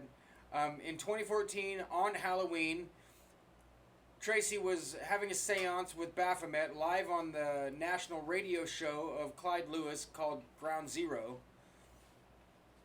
And apparently, Baphomet spelled out pups and confirmed that it was in reference to the Dogs of War. So we can jump ahead to 1:30:57 here. You know, they used to put letters. It will become apparent either through the session. 9. T. A. I. O. Can I go just a little bit more? There we go. So here we go. Right here should be pups. A. O.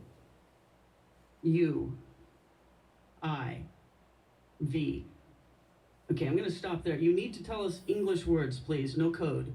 We want to hear in English what is happening right now with the gates of hell. P U P S. Pups? Yes. What do you mean pups? Yes. Are you talking about puppies? Yes. Like dogs? Yes. What does that mean? D O S N O S A W. Dogs of war. Dogs of war. A R. Dogs of war. Oh man, I am getting chills. Dogs of war, you say? Yeah. All right. So what do you guys think of that? I want to know what the audience thinks of that high strangeness. Is that weird or what, you guys? I mean, anybody got a comment? Is it 73 virgins, Ryan, or is it 72? I always thought it was 72 virgins. But yeah, so I want to add my own little piece of strangeness to everything Richie from Boston said, everything my friend Tracy Twyman said about her Halloween 2014 seance live on Clyde Lewis's radio show with the Baphomet, where the pups of purgatory, oh wait, no, the dogs of war. Pups of Purgatory. Well, recently I cleared out my storage unit and I got rid of a lot of garbage and a lot of junk. I found a lot of cool things. One thing I found was the chords to an old song. An old song by a band you might have heard of called the Pink Floyd. This is a song off of their live album called The Delicate Sound of Thunder. Go Magenta for Pink Floyd. Technically, it's a David Gilmour Pink Floyd song, so some people, you know, P.O. And I was playing it, let's see, I think I was playing it tuned up a half step.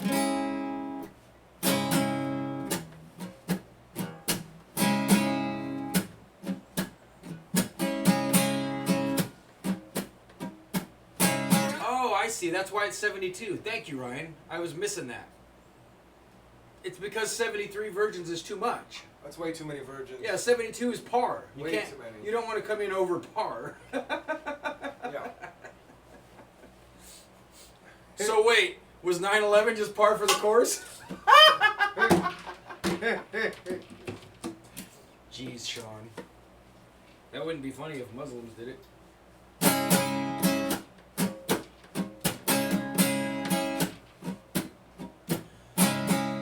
So this song, I've always been impressed by David Gilmour being able to get it published, because it's like about arms trafficking and dealing in death, and in, you know, I assume that like sex trafficking is implied here, and so I'll sing through it. I'm not super rehearsed on it, but I want to stop and maybe talk about the lyrics. But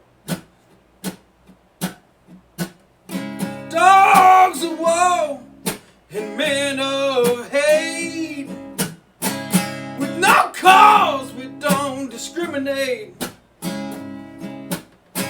Discovery is to be disowned. Our currency is flesh and bone. Hell opened up and put on sound. Gather round and haggle. For hard cash we will lie and deceive. Even our masters don't know the webs we weave. This one world, it's a battleground. This one world, we're gonna smash it down. One world, one world,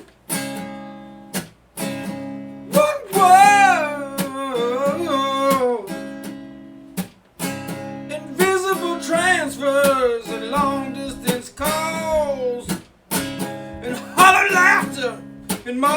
halls. Steps have been taken. A silent uproar has unleashed the dogs of war. Can't stop what has begun. Signed, sealed, they deliver oblivion. We all have a dark side, to say the least. And dealing in death is the nature of the beast. It's one world and it's a battleground. It's one world and they're gonna smash it down. One world. One world. So, just take a pause. Nice. There is two more verses, but there's like a huge guitar solo in between, and I ain't messing around with David Gilmour's guitar leads. So did you guys catch that? I'm just gonna read the words up to that point here. Dogs of war and men of hate. With no cause, we don't discriminate. Discovery is to be disowned. Our currency is flesh and bone. So you can take that two ways. Our currency is flesh and bone. You can think, okay, they're talking about blowing people up, shooting people, killing people. But then you can take it, especially nowadays with the whole Me Too, Harvey Weinstein, the normalization of pedophilia in the media, the trans movement, all this weirdness like bubbling to the surface about sex stuff, especially involving just inappropriate context, whether it be children or otherwise. Our currency is flesh and bone could be taken in an even deeper and more horrible way. So if you take the next line and add to that, hell opened up and put on sale, gather round and haggle, it becomes kind of terrifying, right? So for hard cash, we will lie and deceive. Even our masters don't know the web we weave. So I understand that part as being like maybe the people that are the most powerful as far as being human beings think they have an understanding of what their minions are doing or what they're doing themselves, but that really they don't. That they're playing like Richie from Boston said. Like maybe you're toying around on the other side of the curtain and you don't really know what you're doing. Maybe you're communing with demons. Maybe you're playing with devils or something like that. Something unknown and bad. So it's one world, it's a battleground. It's one world and we'll smash it down. One world, one world. Well, that's not even hidden at all. I mean, that's like very New World Ordery, like right out of, this is way before Alex Jones, folks. You know, Delicate Sound of Thunder's got to be like, what, late 80s, early 90s? This way back there. Yeah. So, invisible transfers, long distance calls, hollow laughter in marble halls, steps have been taken, a silent uproar has unleashed the dogs of war. You can't stop what has begun, signed, sealed, they deliver oblivion. We all have a dark side to say the least, and dealing in death is the nature of the beast. And then it repeats again, one world, it's a battleground. One world, and they're going to smash it down, right? So I guess let's go ahead and play the last bit here, and maybe I'll play it a little quieter here. Let's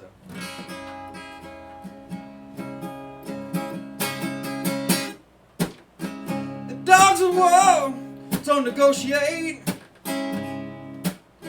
Dogs of war won't capitulate.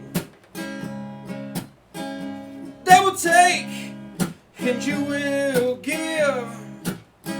And you must die so that they may live.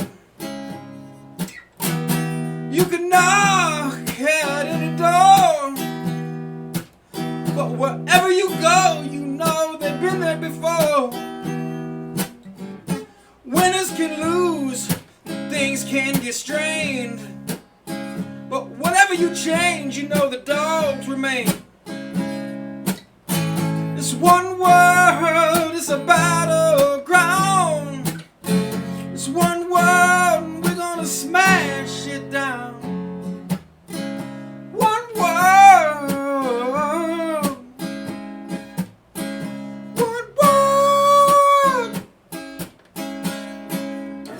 So, I take that last part of it like, I don't know, it kind of leans on the back to the Me Too thing again, you know? Winners can lose and things can get strained, right? Yeah. We might even throw Harvey Weinstein and Kevin Spacey under the bus. But we were already here before they got here, and we're going to be here when they're gone, right? Yeah. We're playing a game you don't want to think about. Most people don't even believe it's real. They're starting to believe it's real now. You know, it's kind of scary, man. Kind of scary and weird. Throw 72 dogs a bone. I think that pretty much sums it up, Moose. Yeah. All right, well, that's the end of the show this week. We'll see you guys next week. Just kidding. But yeah, once again, to reiterate, thought it was really weird that I had already found this and kind of played through it once, and then all this weirdness comes out the day after I talked to Tracy Twyman on the telephone about the strange stuff that she was getting death threats and weird stuff going on, all because of thinking that she figured out some secret codes on the internet that might lead to exactly what it looks to me like this song is about. So that's the for this week. So Mind blown. yeah. Oh yeah. And from there we're going here. This kind of all goes together in a way. Yeah, I guess we could do that. You wanna? Do you have it on your phone? Yeah, I do. Okay. Or should we segue into the? We could change up we could switch these two.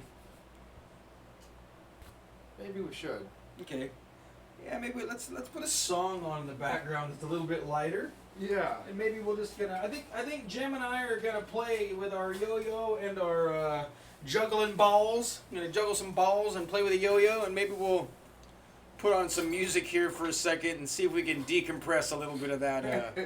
We covered a lot of ground there. What's the right song? Should we go? Should we do Frog in the Soup Jet? Yeah, I like that idea. We're gonna perform juggling and yo-yoing at the same time to a song by Adam Lohr called "Frog in the Soup Jet." Something much harder to understand than what we just talked about. The song. Or you should jump over to the commentary view. So Yeah, we we'll can watch make it the so these video. guys can. Well, do we want to do? Yeah, okay. We want to watch the video, and we'll be in these two cameras performing while. Yeah, over here. All right, so let me find. Oh, we might have to add Adam's name here. Let's see if this works. That should do it. Well, come on.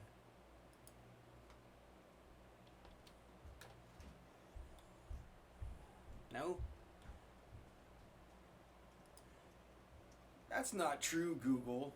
Google's lying. You guys remember when Google was honest? I do. I remember when Google was honest. Frog in the Soup Jet is definitely in there. I'll prove it right now.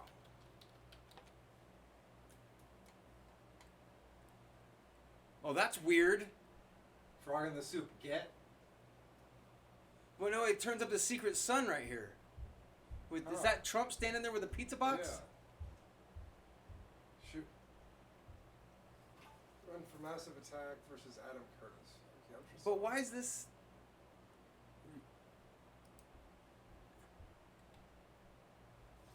Because Trump is the frog get. That's true. Why is it videos of an option right here? Oh, we're on videos. Well, maybe we should go to all. How strange that it doesn't come up. And the 42 comes up. Alright, we're just going to have to go to Adam Lohr's YouTube to find it. That makes me disgusted. I'm disgusted that my brother's famous song doesn't pop straight up. It should, because it's here. Oh, look it. We're getting blocked, Jim. Oh my gosh. Go grab that sage, would you? Just kidding. search this channel.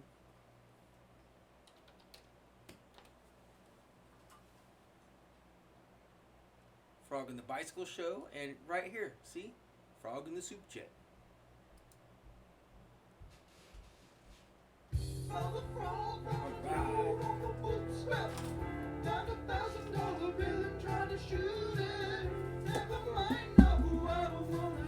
Yes, sir.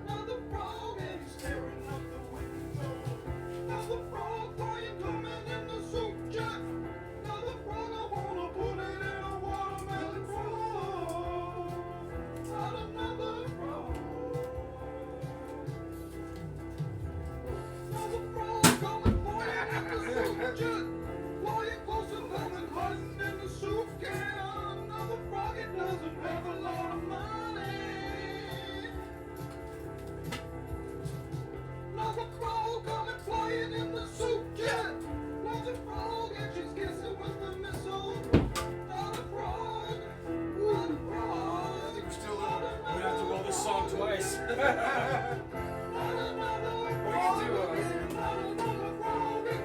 Girl in a Pipe.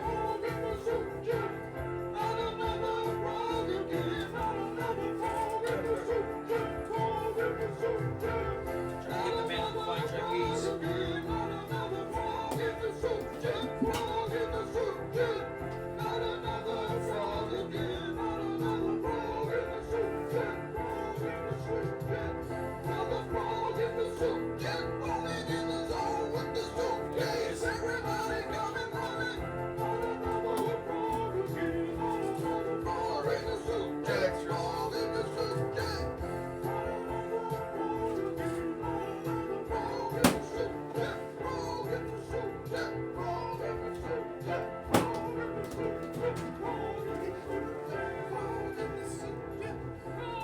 What comes up next? Girl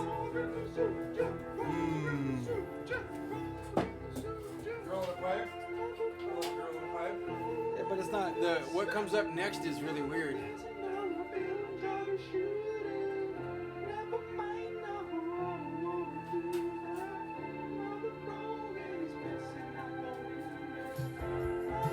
I wonder why it doesn't prompt it. But we got some time left. It's weird that it doesn't prompt more out of roar.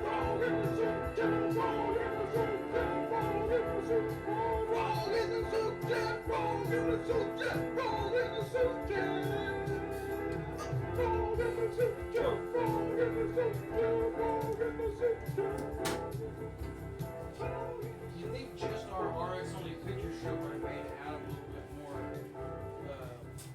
Adam's done a lot of work to be on YouTube. I don't understand why it doesn't give him more props. It's kind of mysterious to me. The world is a big place. It is, but I also don't trust their algorithmic noodlings That's true. either. I really don't, unfortunately. So, should we do one more song, or you think we should? Yeah, maybe one more song. Let's It's try. pretty heavy. Yeah, we need Content, we need a little bit of decompression here, huh? We can go back to some old favorites like yeah, I think I Love a Girl in a Pipe should really chill us out a little bit here, huh?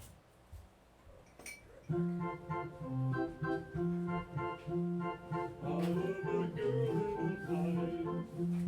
Most people don't think it's right. Next week I'll have a new I yo-yo. see her every I bought it at the Hobby Lobby.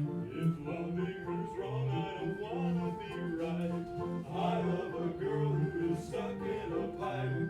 I feed her sandwiches every night. Lower them down, but she won't leave the crust. Hopefully that pipe will bust. Hope she's not staying for lust. I love a girl in a pipe. Someday she will be my wife. She has to, I say, tonight. If she won't marry me, me, I'll get a knife. I love She won't marry me, I'll get a knife. Feed her a pizza on I wonder if Mr. Dorr's ever tuned in. Mr. Dorr, if you're tuning in, drop us a comment sometime or send me a private message so I know. That's Adam Lohr's counterpart, Mr. Dorr.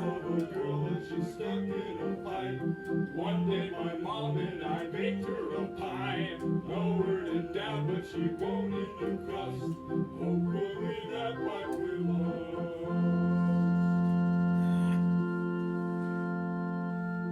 Hey, there's my mom. Now I wonder if it'll prompt us to a new song now. Soup Jet didn't. Yeah, see, up next, Fish Live in San Francisco. No. I'm not happy with what is coming up as recommendations. I don't understand. I really don't.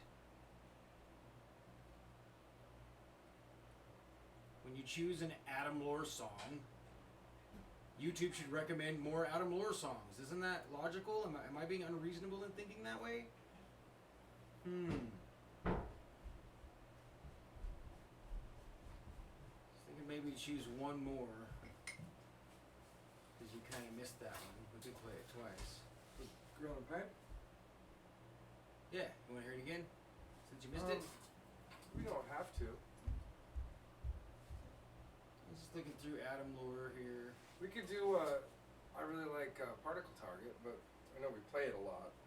Yeah, but that's okay. There's nothing wrong with getting Adam lots of views. Particle Target's a pretty sweet song. Alright.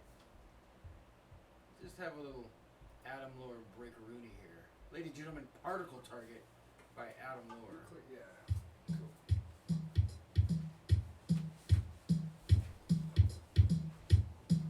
Don't look at the particle target now. Don't look at the particle target then. Don't look at the particle target now. Breaks. It's gonna be awesome if you break something. So it's not your piano. Don't look at the particle target now. Don't look at the particle target then. Don't look at the particle target. Playing this one.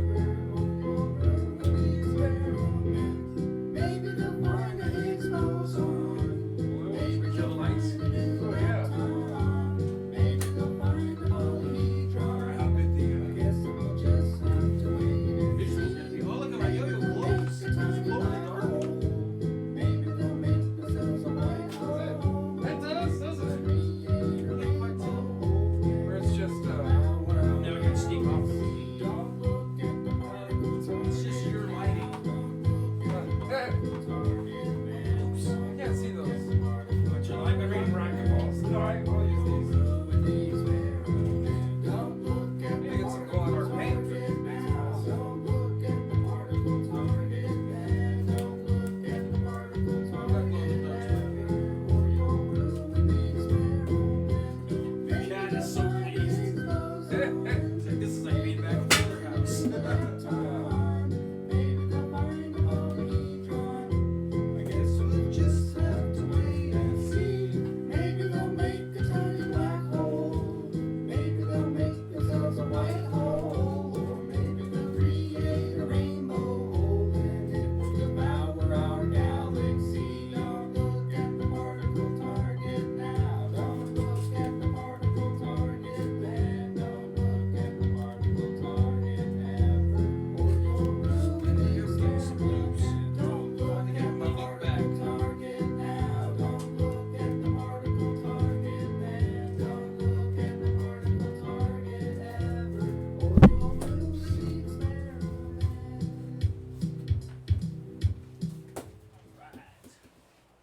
Don't softball it. Your child is 4? No, I just, had a backup. Oh, okay. I was like, I haven't done like you're juggling with 4 balls and I've missed it. I'm missing it. a little more practice. Not quite. Throwing it fast.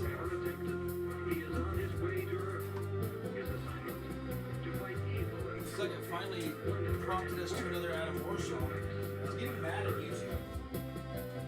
Like Adam Lohr songs, and then it's like, here's some MGM my history of all recommendations go off of what I'm doing now. It doesn't seem to have a problem doing that when I choose The Devil Makes 3.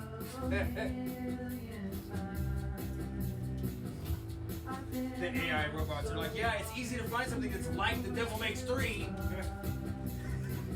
You try and use your machine learning capabilities to find something that's like Adam Lore. Yeah, that's true.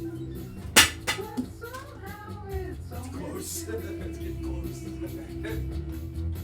It's a different version of this. You can keep talking. I'm having fun getting your balls. Nice. Notice this is I'm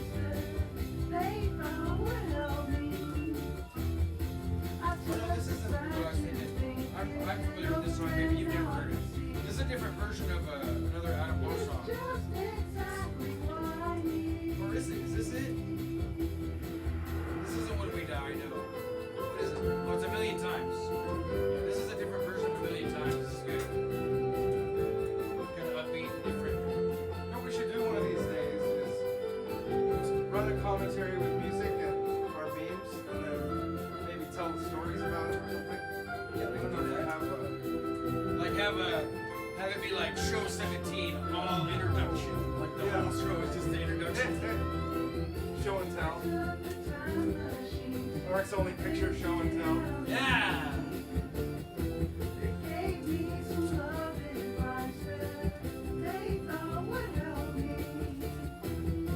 You should read Moose's most recent comment.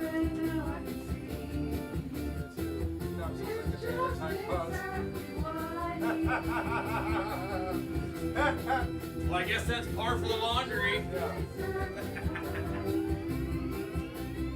Cleanliness is next to godliness. Oh, I'll have to As they knock say, the price right? down on my shoe stand from $77 to $72.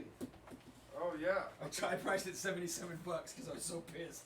Like I put so much work into this thing. If you want it, $77. Hey everybody, I'm Creed and I'm an artist. I've been drawing a long time. What I really, really love to draw is retro pop culture and cartoon I think characters. Adam knows this guy. And by popular request and suggestion, Maybe we I've should actually go made check out some the that are available. Let's see what's up here. the Denny's thing. Yeah, that's good. I might let's skip the MGM follow-up. It was just kind of more of the same. Well, do you remember what it said? I mean, just like off the top of your head. Yeah, I've got it right here. Yeah. What's going on, Byron? How do you do, sir? What's up? I was showing off my T-shirt. Lord Byron, I was showing off my T-shirt to a friend of mine who's been out of town for a long time, and he's back, and explaining to him how awesome your artwork was, and he was tripping totally like at all the flies and worms and stoned eyes. But I was telling him how whatever company that is, it's not Red Dot, it's the other one. I just can't think of it. Tell him how easy it is to spit it out, SB. How easy it is to format your art pretty properly and then upload it and have T-shirts on demand. Because we're all artists, so you might have inspired us to not only do an entire episode about the shit show that is Baked Alaska, but also to maybe get our own T-shirt shop up and running here in the next few weeks or whatever. That'd be a good idea. You're giving away to our subscribers. Yeah, I'll bet you we can get some pull for that. Pretty sweet. So,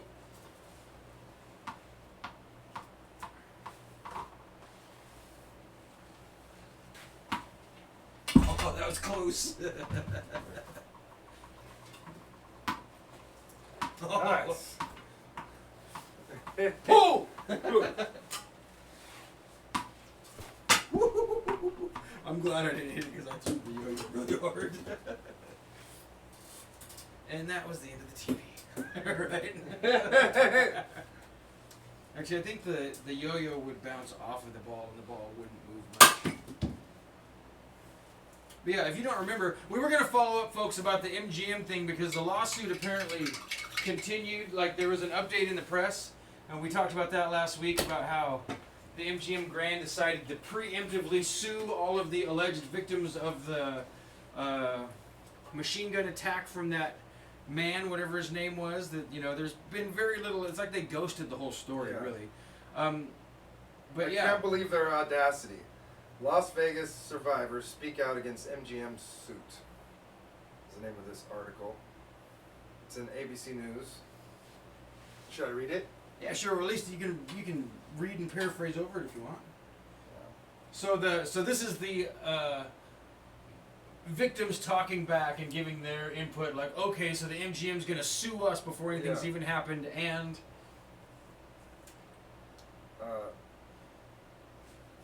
The MGM Resorts International at a press conference on Monday saying they had been forced to relive the pain and helplessness of the attack. Is what the survivors were outraged to have to relive their attack. The company, which owns Mandalay Bay Resort Casino, from where the gunman carried out the deadliest mass shooting in modern U.S. history, used an obscure law to sue the victims earlier this month in a bid to avoid liability for the shooting.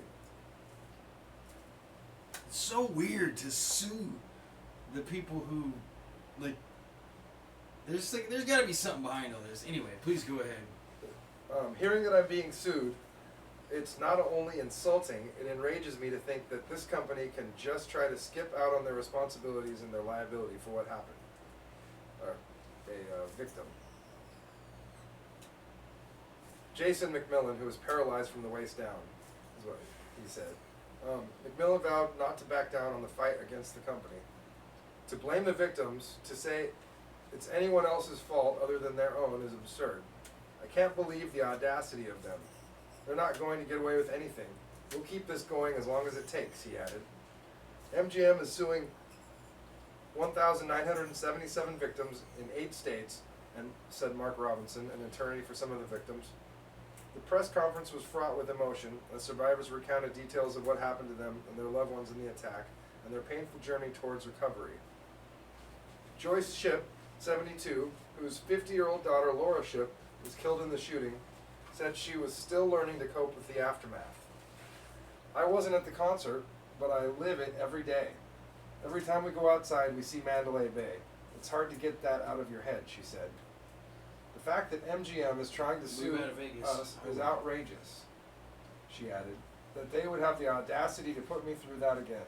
It's like being kicked again to the ground. In response to the press conference, MGM's spokesman Deborah Deschamps provided the following statement.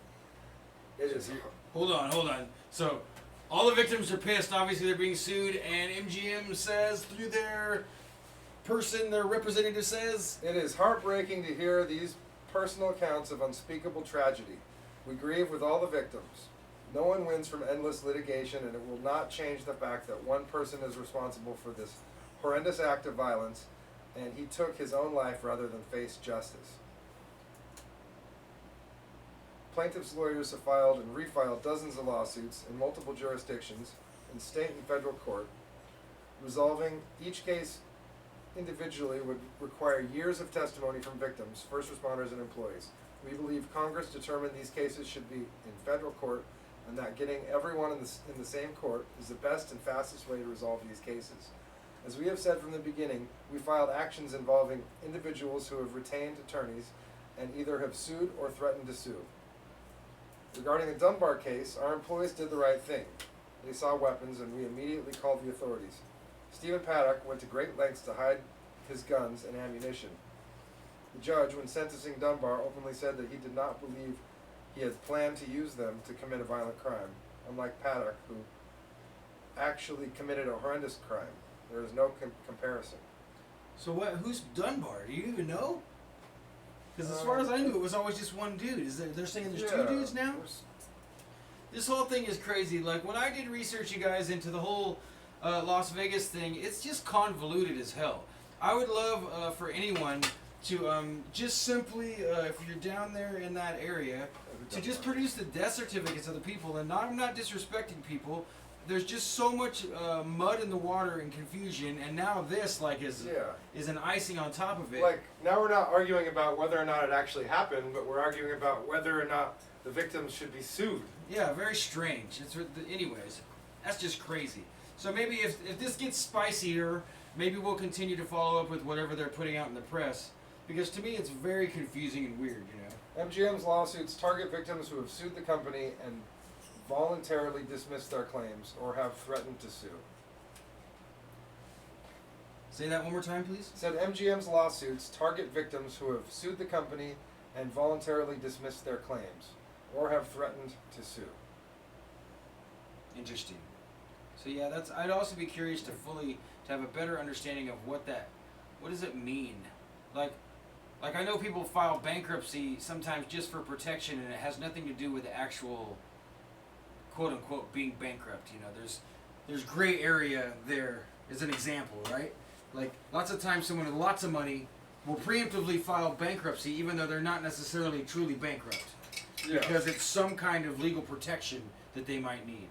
And so maybe this is something like that, you know. It seems like that's what it is, that MGM isn't trying to say we're attacking you guys because you damaged our property or, you know, cost us money. Yeah. But that it's some kind of legal protection loophole that they've found. Maybe there are no victims, and they're just saying that they're going to sue people preemptively, so that when no victims sue them, because there are no real victims, maybe. Yeah, allegedly, obviously. I mean, we're just talking about things that we've heard and seen on the internet, folks. We have no idea of what really happened in Las Vegas on that day. But if you try to search about it at all, you'll find, like, whoa. Like, it's supposed to be the biggest mass shooting ever, and it's like the story's ghosted. Yeah. And then when something does come out, it's the weirdest shit you've ever heard. Like, what? MGM's going to sue the victims and the people of the families? Like, what? So when nobody hears the story that MGM's paying out claims to victims and their families, they're going to be like, oh yeah, well, don't you remember when MGM sued all the victims? That's why they're not paying out claims. When actually, maybe they aren't paying out claims because none of the victims are real people. Because they don't exist, right? They exist in some nebulous cyberspace. Or an illegal proxy thing. You know, like it's all on paper. It's an AI created incident. That's the other thing, is that there's speculation of that too. I remember the crowdsourced the truth guy, whatever his name is, Jason Goodman, interviewing Quinn Michaels about AI being involved in the Vegas casinos, and so it goes really deep. You know, it goes off the deep end. How crazy! I think I'm finally getting back to being pretty good with the yo-yo. Now, if I could just make it disappear. Nope. All right, so we got that out of the way. Should we? I guess we're gonna have to move on to I don't know. Do you want to Grand Slam? Do you want to do? Yeah. I think we are. I think we're gonna have to. We're gonna have to introduce you to something even weirder yet. Well, I don't know, weirder. Something really weird, guys. We found Jim found something. Cuckoo. Yeah, I was on the road this weekend driving back home from Portland, and I saw a billboard for Denny's, and the ad was just bizarre. Oh, so that's where you saw it on a billboard. Yeah, on a billboard, yeah. Okay, so what was on the highway. billboard? Because I haven't seen that. It was a plate with cartoons of breakfast foods. There was a pancake laying there on the plate with arms and legs and a little like terrified face. There was bacon. There was sausage. And Wait. So were they like a hand-drawn cartoon, or? they were like little, sort of like hand-drawn, sort of mascot looking. They were like so mascots. I remember you called it I'm gonna look while. You can go to the Grand Slams.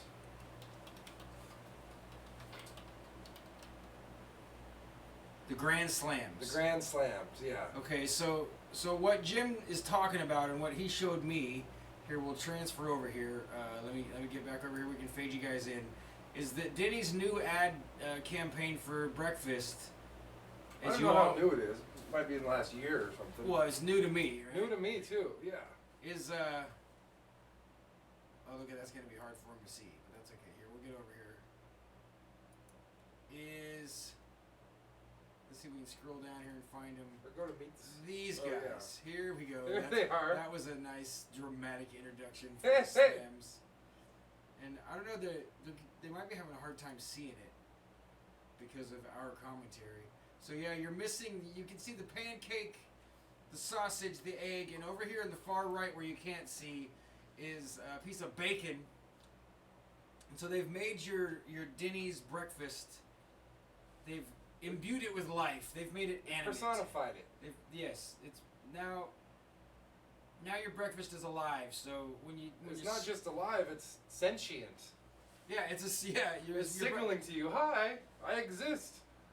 I'm Here I acknowledging you. Here I am." Hello. I used to be a dead pig, but now I've come back to life in the form of a poorly drawn stick figure. Or what? Yeah. It's so weird. It's. I was gonna be a baby chicken, but I wasn't fertilized, so now I've been cooked and I'm alive, giving you the half-hearted smile and a wave. Hi, smash open my head and eat my buttery brains. Meet the slams. So now we can go. Here we go. So yeah, there you go. We've got bacon, sausage. Look at it. Looks like the pancake is drinking a beer. So it's what's really disturbing about it to me is that it's like sort of like soft cannibalism. Yeah, it is. Well, I mean, I know some people are going to say, "Oh, that's too far. It's not cannibalism," but they're definitely humanoid figures. The pancake standing there, he's wearing a trucker cap. He's got on boots or shoes. He's got hands, you know. It's like, what is this? And what is the sausage doing? And check these out. So they've made it look like an Instagram page or something, right? And I think this actually is, what you're looking at here is a Tumblr page, because I recognize this format. They used Tumblr. Denny's went and dumped a shit ton of money into having people, first and foremost, make a whole bunch of different types of the slams, quote unquote. Sausage looks like a turd. Yeah, it does. It looks like a piece of poop. Corn, I need corn. What's he doing? The aliens have come back to destroy us all, including the Grand Slams. Grab your loved ones. Grab your corn. Watch it here. I don't understand. I don't understand the corn. Why does a living sausage need corn, and why is he violently shoving it into his suitcase in fear of the alien attack? I'm so confused. Yeah. Why are they making us think about eating things that are alive? It's very bizarre, and it's kind of like cannibalism has been coming up a lot in popular culture. Yeah, that's, I guess, more and more. If you haven't seen it, you know, like, who was it? Was it the CEO of Reddit or of? I think it was the CEO of Twitter. Jack is his name. I'm pretty sure Jack was talking about having gone somewhere overseas and tried a bite of human flesh. Oh, really? Or something like that. Yeah. Now, I could be wrong. It's something like that. But then one of the main up guys in Reddit, just the same. He was. I might be getting these guys mixed up, but he was an admin in a cannibalism discussion group. Cannibal Cafe or something like that. Yeah, on Reddit or whatever. And so you're seeing it a lot. And then what Anthony Bourdain either tried or was talking about. He ate a snake's heart. He talked about being willing to try human flesh. And then you go to the Mariana Abramovich thing where she's doing the spirit cooking. And if you haven't looked at that, it's really spooky and weird, black magic-y shit.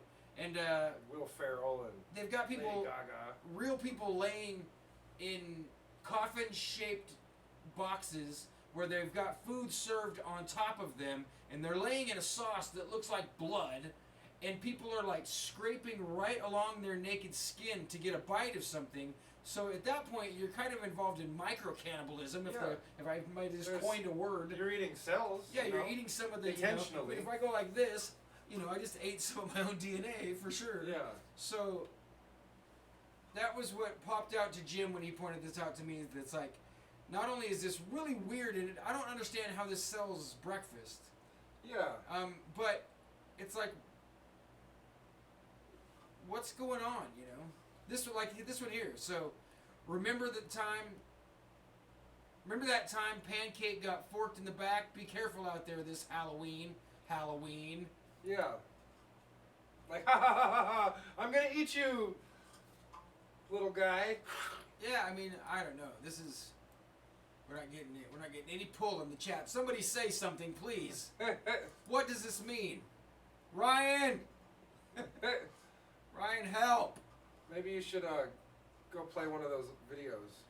Oh, I was gonna scroll down. Oh, this one here. This one I thought was really weird. Okay, so the one on the left here, the pancake on a fork, the face win. Your squad uses you as an umbrella, and then leaves the beach without you. Like, and you're oh, just two buddies hanging out in the water pork. You guys can't see that one because it's hidden. hanging out at the water pork. To me, all of this copy reeks of really bad attempts at memeing.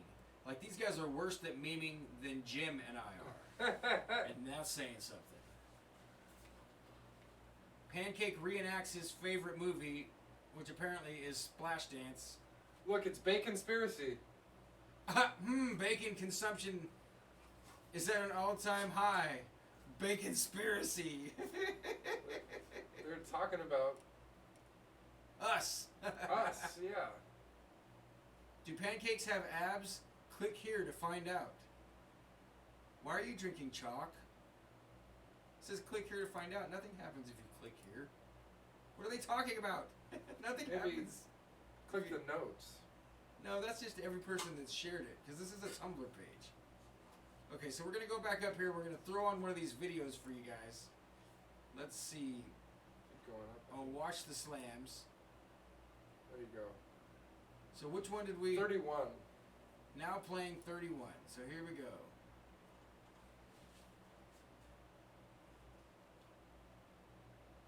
Is that it? Oh, I guess hit play. I wonder if we can see it all right over here. I've acquired some powers that are beyond my control. I can speak to the dishes of Denny's past. Can't we just have a normal quiet night? No, Yeah, we're having a hard time behold. seeing it here. This is normal. This is Can we do one without our This faces? is nonsense. Is nobody gonna? Let me try something here, folks. Let's see if we can dump this onto YouTube so you guys can see it better. Is nobody gonna compliment me on my new shoes? We have to This lose is the our ghost slam of pages. fried cheese melt, mysteriously vanished from the menu years ago. Actually, All right, and with the strangest bit of synergy,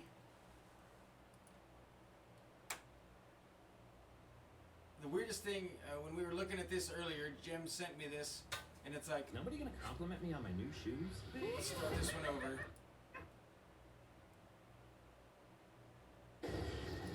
So as you guys know, we were already talking about Tracy Twyman talking to spirits on the Ouija board on Halloween, and then we load up the current episode. We didn't go searching through. This is the current quote-unquote episode of the Slams show, whatever this is. Grand Slam. Denny's Medium.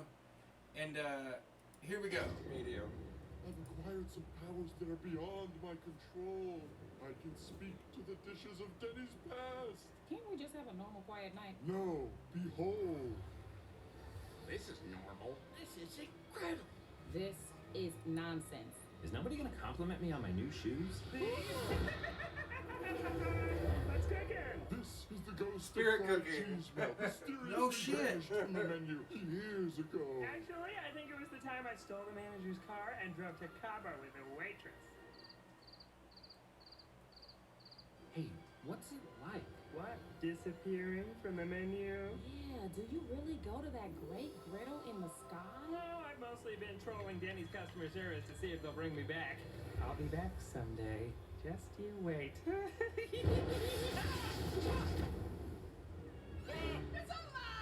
It's back! It's really back!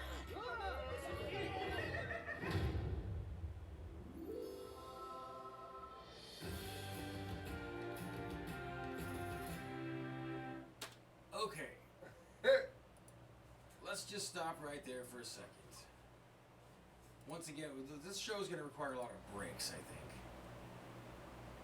Alright, so, folks, what the hell?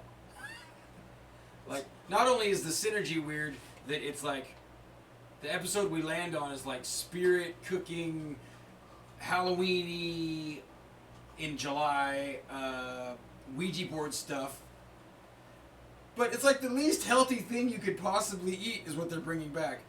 Unless my eyes are deceiving me, it's a grilled cheese sandwich with deep fried mozzarella sticks inside of it. Oh man. I mean, if they're trying to market their food to really stoned, hungover people, then I get it, okay, but I agree with Stephen Moose, breakfast foods with sentience isn't what I would have chosen as a sales pitch. Yeah, I mean, like... It's so strange. Or a breakfast seance for that matter, LOL, what the fuck, yes. Okay, so we're all, I assume we're all adults here on RX Only Picture Show, both on the show, we definitely are, and in the audience, yeah. I'm hoping for the most part, that if you're not 18, then get the hell off of our show right now, because you shouldn't be on here. But, if your kids see this, you know, like, how are you going to take them to Denny's? Yeah. How are you going to serve them breakfast? I mean, me being a vegetarian, obviously, it's going to be easy for me to be like, this is stupid and disgusting. But just in general, even if you're just a regular old eat anything kind of a guy or gal, who the hell wants to think about their sausage being a humanoid living thing? Like, was it from a living thing before it became an animated sausage? To me, or did they butcher the animal and then animate the sausage afterwards? No, that's the weirdest part in my mind. Is like, all right, if you know anything, was the pig sentient? Yeah, I mean, so like, well, I mean, good sausage, right? Like they killed 3 or 4 or 5 things. Oh yeah. Put them all into one thing and then brought it back to life. Yeah. Oh man, you know, if I'm gonna have a breakfast seance, it's gonna be with you, Moose. That's. We could get Tracy on the Skype call, and we'll just throw the bacon, eggs, and sausage right up on the Ouija board and start slopping it around and see what comes out. Yeah, I wonder if you type sausage into the Google Translates 22 times if there's an end of the world message. We want to try it? Oh, how strange. But yeah, I mean, it doesn't stop. I mean, I don't know. If you know anything about advertising, like how much money? Oh. Like, boy, I could have come up with some stuff, guys. And Think about how many people worked on this. Maybe we should try it. Let's try. Do a different ad? I was thinking, let's try different. 21's an occult number, isn't it? 23. 23, yeah, 23. Very good. Okay, so let's try 23. You're gonna open it in. I'm gonna have to do this again. What I did before. I'm gonna have to. Oh, maybe I can just go to the page I already had open now. Or you can click it at YouTube there. Yeah, but then it's gonna pop open a new window here. I'm gonna do this again, folks. Sorry for the slight hold up here. Control, Pause it. Space bar. And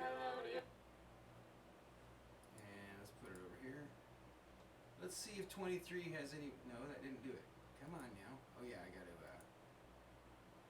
not use control, but use window. Alright, let's make sure you guys can see us over here. Should be working, right? 22. Say 1 and hello to 23. your breakfast. Say hello to your It's okay. It's only a minute and 35. up in this place. My sausage has a face. The bacon has great taste. The eggs are little up. Did the bacon just touch its butt? And then lick its finger. Yeah. I mean, who's thinking the song, The Sausage Has a Face? So it was a regular sausage, and then he rolled over and he had a face. This is so weird. It is pretty weird. And the bacon that was not our imagination. Some of you are here witnessing this with us. The piece of bacon touched its butt and licked it while singing a song. So do cannibals lick their fingers when they eat? No. You know what the cannibal did when he ran out of the forest? What's that? He threw up his arms. Alright, let's keep going. Massive, the pancakes are impressive. So say hello to your breakfast. And eat all up in this place. Welcome to Pancake School of Theater Etiquette. Here are a few things that'll make your movie-going experience more enjoyable. I love rom-coms and cheese. Are we watching rom-coms or cheese? Okay, great example there. Rule number 1, no talking. Sorry. Still dang yelling. Quit it. Okay, Denny. You better believe I'm live tweeting this whole movie. My Your left eye. Someone opened the Ark of the Covenant in here. Rule number 2, put your phone away. And rule number 3, no outside food. Ain't we is outside food? So to recap, shush, turn it off, and don't be outside food. So, enjoy the movie. Don't be outside food? Yeah. Camel. So again, rule number 1 was no talking. Okay, so now we're on to 23, the meat debate. We're just gonna have to watch a little bit of the Grand Slams here, folks. So you're welcome, Denny's, for the free advertising. If you've accomplished anything, it's generating interest in your horrible ad campaign. So it looks like CGI characters, but they move their hands like they're puppets. Yeah.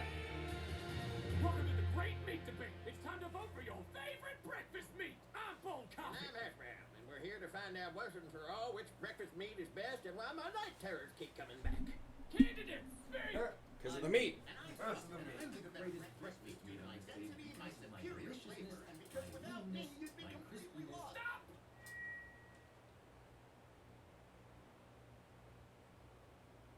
Audience questions now. Hello, I am Pancake. If elected best breakfast meat, could you tell me where I left my keys? You know what, Pancake? I think the key to a good breakfast is its sausage content. Looks like a piece of shit. Yeah. So, no news on the keys then? Alright. How do you explain your involvement in the sizzling film Making the Bacon? Making the bit. What? I mean, you didn't make it this far. As the moderator of this debate, I feel I have the right to ask a question. You do. Fact, you could have done it from up here. In any event, here's a riddle. Why can't you starve on a beach? What? Huh? Let me spell it out for you. Because of the sand which is there. Some contest this was. Well, I know for whom I'm voting, but let your voice be heard. Click here to vote for your favorite breakfast meat. Alright. Let's address a few things. The sausage looks like Mr. Hanky the Christmas poo. I don't even eat sausage. I eat fake sausage sometimes. Now when I look at my fake sausage, I'm going to think of eating poo. Thanks, Denny's. And, like, as if this isn't a shit show train wreck enough already, pardon me, the skillet has a lisp. They gave, like, they animated a skillet full of potatoes and vegetables and meat, and they gave it a fucking lisp.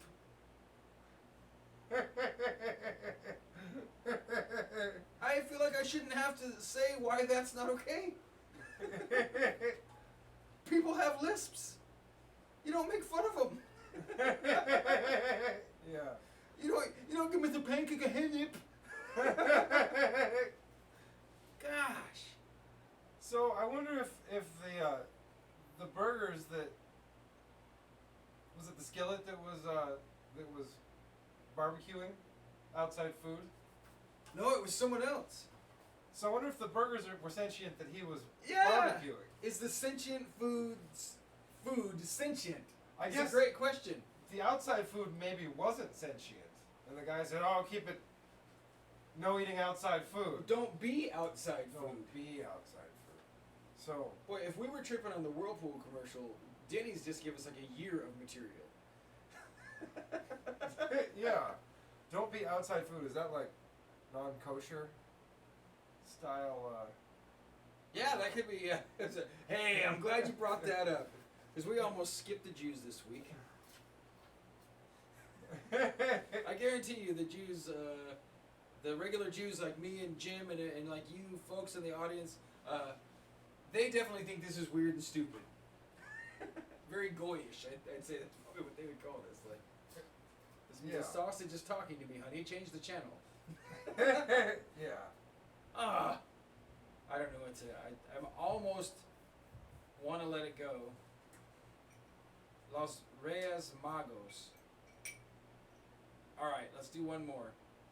Episode 24, and then we're gonna have to like move on to some tech and conspiracy stuff and close this thing out. Hash brown, what's the hay for? Este césped no es para los senos. Oh, en español. Brown, is that Spanish? Did I just say that in Spanish? Boy, this time of year sure brings it out of me. It means the hay is not for the reindeer. I brought this out for the wise man's camel to celebrate El Dia de Reyes. Hash Brown, I didn't know you were Hispanic. Yep, it's papayas.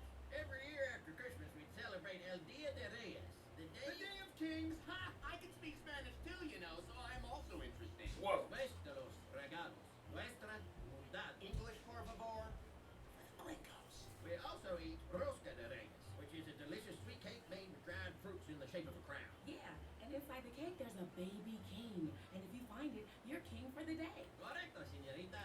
Vamos a comer. Ah! What's sausage?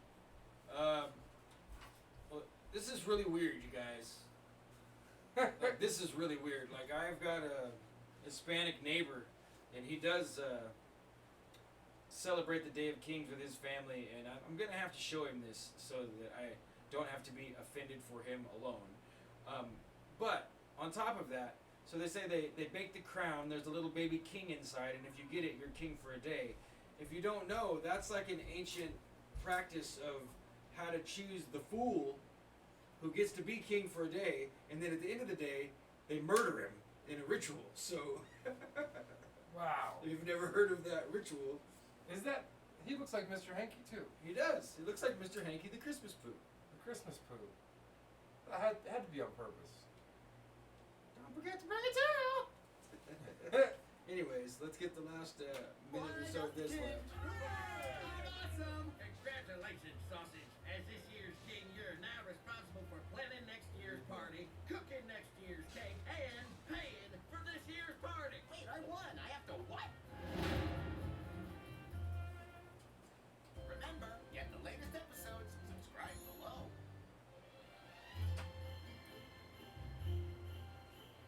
All right, we're getting a unique comment here, so we're gonna have to go back to just regular old RX only picture show here. Thank you for watching the shit show that is Denny's new breakfast ad campaign with us. I will be marveling about this probably for the rest of my life. I don't think we'll ever get any answers to any of our questions, but in breaking news, over here in the chat we have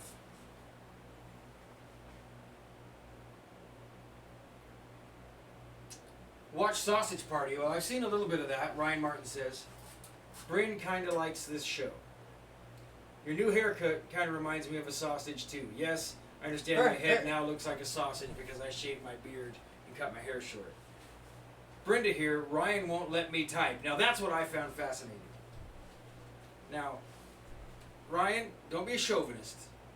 Hand the keyboard over to your girlfriend. Let her, if she doesn't want to log in with her own account, which we encourage her to log in and like the show or dislike, subscribe and click the little bell icon. But if you're not going to do that, at least, wrestle it away from him. Threaten the dog or something. He'll be distracted. But anyways, oh, hold on. Moose says breakfast foods with handy-capable diversity and the true use of black magic to summon a discontinued grilled cheese sandwich and a walking, talking piece of shit sausage. I couldn't have said it better myself. Yeah. Yes. Oh, hats off to Moose. Wow. Wow. What do you now? What I want, if Denny's is gonna go this route, what I want is for this to build up to a crescendo, where there's a family sitting, like a real life, like us, like and we sit down and they serve us the sentient food, and we eat it, and it like screams in terror and bleeds, and we're sawing the sausage's head off, and he's going, no. Maybe he's got a little sausage spine. He goes. Yeah. That's the image you're putting in anyone with. Oh man, sorry, Jim. It's all right. Anyone with the mildest degree of creativity, as soon as they see a pancake that's alive, like, well then when I go with the fork, I'm gonna poke him in the eye. Yeah. And his eyes get pop and like bleed or like. Yeah. He'll scream. What the hell? That was all Brenda. Okay, well I'm glad that you're not, being overly mean to her and allowing her to at least, use the keyboard sometimes or whatever. And hi, Brenda. We were wondering if you were watching the show, because it seemed like last time we came to the green, you looked at us funny. So.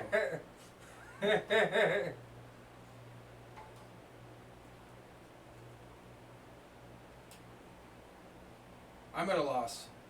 What was the tech we were gonna look at? I feel like we just have to trudge forward now. Yeah. We considered looking at some Beatles tracks this week, but I think we're gonna have to drop that. I think it was And there's some Q dollar sign or Q not dollar sign Q it's quantum computing. It's Q hashtag is the name. That's right, and that's the IBM one, right? Yeah. So well let's just stand here and talk about quantum computing a little bit. So what is it?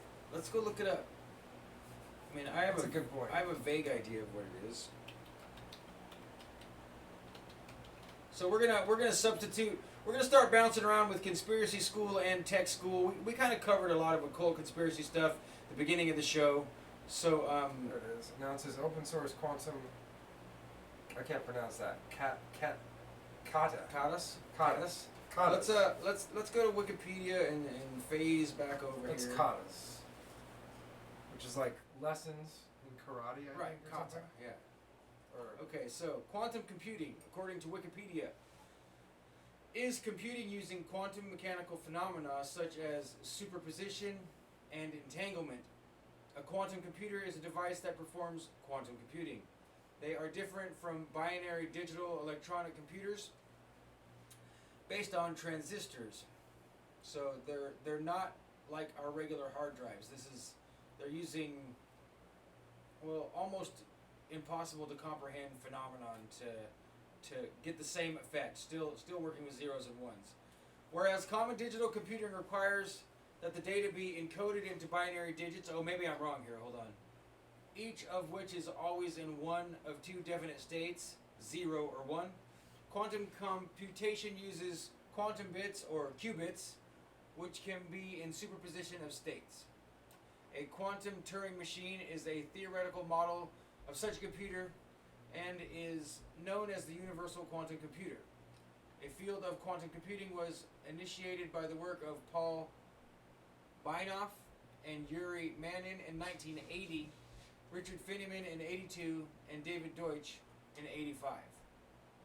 As of 2018, the development of actual quantum computers is still in its infancy, but experiments have been carried out in which quantum computation operations were executed on a very small number of quantum bits. Both practical and theoretical research continues, and many national governments and military agencies are funding quantum computing research and additional effort to develop quantum computers for civilian, business, trade, environmental, and national security purposes, such as cryptanalysis. That makes sense, yes. A small 20-qubit quantum computer exists and is available for experiments via IBM Quantum Experience Project, D-Wave Systems has been developing their own version of a quantum computer that D-Wave, uses that uses annealing. That's Gordy Rose, the guy that was talking about the old ones. Right. So the guy Gordy Rose, the guy that was talking about summoning demons, but they weren't demons, just something like demons. That's the guy from D-Wave. So quantum annealing is a meta-heuristic for finding the global minimum of a given objective function over a given set of candidate solutions. Okay, I vaguely understand what they're starting to say there, but I'm not going to go into that. So.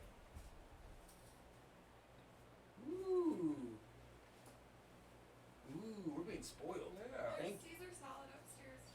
Thank you very much. Thank you. All right. No! Don't eat Fuck you, sentient pizza.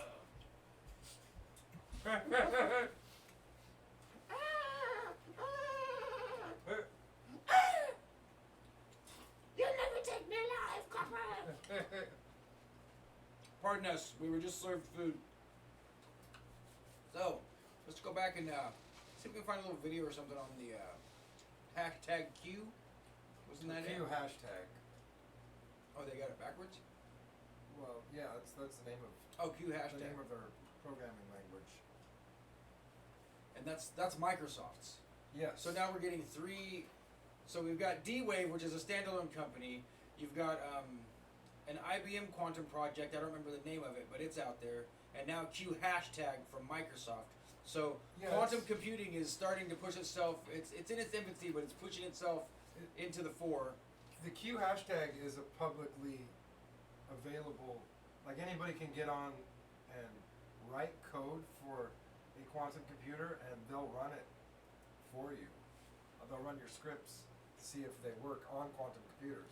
Interesting. So they're crowdsourcing it immediately. Yeah, and they're giving you access to the quantum computers to run your code on because they really don't know how. And of course, if you type just Q hashtag, what you get is a bunch of QAnon stuff. If you guys aren't familiar with QAnon, he's a guy from the Chan boards who is alleging to be a White House insider, dropping dirt about how they're finally going to catch all the bad guys and the pedophiles and drain the swamp and make America great again. You know, that's yeah. Right. He claims to be the insider intelligence agent guy who's on the good guys team with Trump and gonna help knock down the bad guys. You know, that's He's like the superhero that Trump turns into when he takes his suit and his glasses off. yeah, exactly. So I was trying to get a short video about Q hashtag. Let's see. Let's add quantum. QUANTUM. Maybe we'll get something. Okay. Oh, there's the developer kit. How long is this one?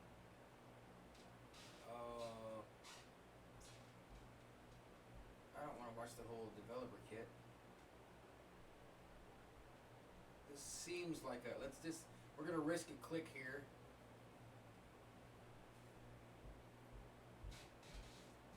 This is pretty much saying what Jim just said. You may never own a quantum computer, but IBM will still let you use one. Thanks, IBM. International Business Machines is so nice these days. That's so nice. I thought there was a video here. There it is. Yeah, that's going to be impossible for our audience to see. Oh, man. Maybe that's a beautiful machine. Looks cool, though. You think that's It looks like you it. think that's the machine, or you think that's probably CGI? No, that's the machine. How do we? Yeah, I don't know how much of that you guys can see. Can you click on the corner and make a? I was trying, and there's just no. They're not making it easy to work Let's with. see if it's player integration. Yeah, it's not. Let's see if we right click here. Player information. Oh, it's like their own standalone thing here.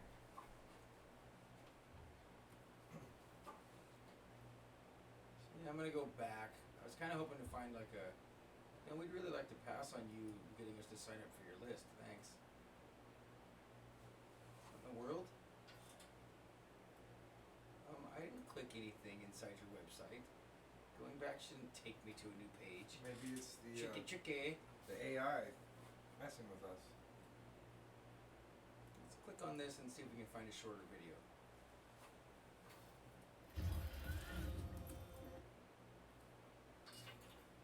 Or at least find out what this one's about. I guess we could just sit here and watch this while we eat. This will tell us if we were going to do it. Let's just do this. If we were going to actually jump in and try these things out, apparently this is Microsoft mechanics giving us the 10-minute lowdown on exactly how we would go ahead and use their quantum computer. Coming up, I'll walk you through the new Microsoft Quantum Development Kit, now in preview. This is an important milestone that we've been working on to empower you in the quantum computing revolution. It forms a part of our differentiated approach to delivering a scalable end-to-end quantum system. The Quantum Development Kit makes it easy for you to start experimenting now. It includes a native quantum-focused programming language called Q#, local and Azure-hosted simulators for you to test your Q# solution, and sample Q# code and libraries to help you get started. In the next few minutes, I'll walk through a few code examples, and I'll explain where quantum principles like superposition and entanglement apply. The complexion's terrible! If these concepts are new to you, then check out our previous episode to learn more. And you can download the code from our website to follow along. Let's get started. Here I'm in Visual Studio. I'd like to start with our version of Hello World in quantum computing, called teleportation, which is core to quantum algorithms and a great primer to begin your quantum computing journey. Teleportation enables communication between quantum bits on a single piece of quantum hardware, or even between remote quantum computers. It serves as a basis of a future quantum internet and shares many operations with quantum algorithms you will create and develop. In this program, I'll highlight the steps to initialize quantum resources, apply operations, and run your quantum algorithm. Let's look at the code. I've opened two project files for this demo. One in our native quantum language Q#, and the other in a standard programming language C#. This is because a quantum computer is like a coprocessor. It's much like how you program a GPU or FPGA and then call the code for the accelerator from, say, your CPU. Q# is designed with a similar hybrid compute model in mind. Now, let's look at the Q# program. The syntax should look somewhat familiar, as we've designed it with ideas drawn from languages like C# and F#. For example, here you have code colorization. You can define and call operations, use let and if commands, and more. The teleport classical message operation takes as input a classical message, represented by a Boolean value. The first thing to do is allocate a register to store quantum information. Here, I've allocated 2 qubits, initially assigned to the state 0. Boy, we're about 2.5 minutes in, and I'll bet everybody's I lost. then assign each qubit a name, message, and there. I'm going to encode the message into the message qubit. Yeah, but what does it do? Maybe we should skip to the end and... Hey Ryan, my girlfriend was pretty shocked when I shaved too, I understand.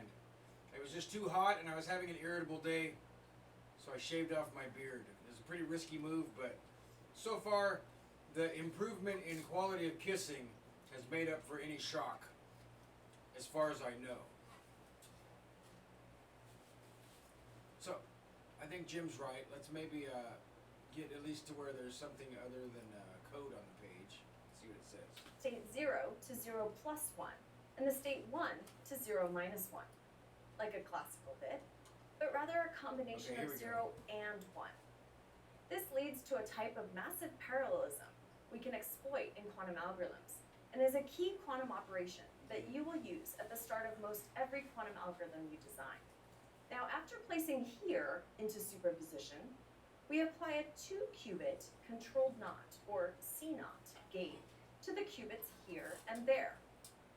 C0 flips the value of the there qubit if the here qubit is 1. Take it easy, Otherwise, Bouja. it does nothing That's to mine. either qubit. It's to like an an end. XOR gate in classical logic. Now together, these two operations, H and C0, have enabled us to create entanglement between qubits here and there. Once entangled, the state of these 2 qubits is intrinsically correlated.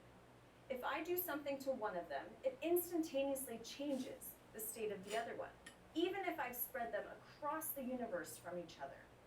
This entangled pair is a key resource for sending the message. I take the message qubit and load it into the entangled pair, using another C0 on qubit's message in here, followed by H on qubit message. Now I need to measure out the entanglement to conclude the teleportation of the message. I measure both the message and here qubits using the M operation.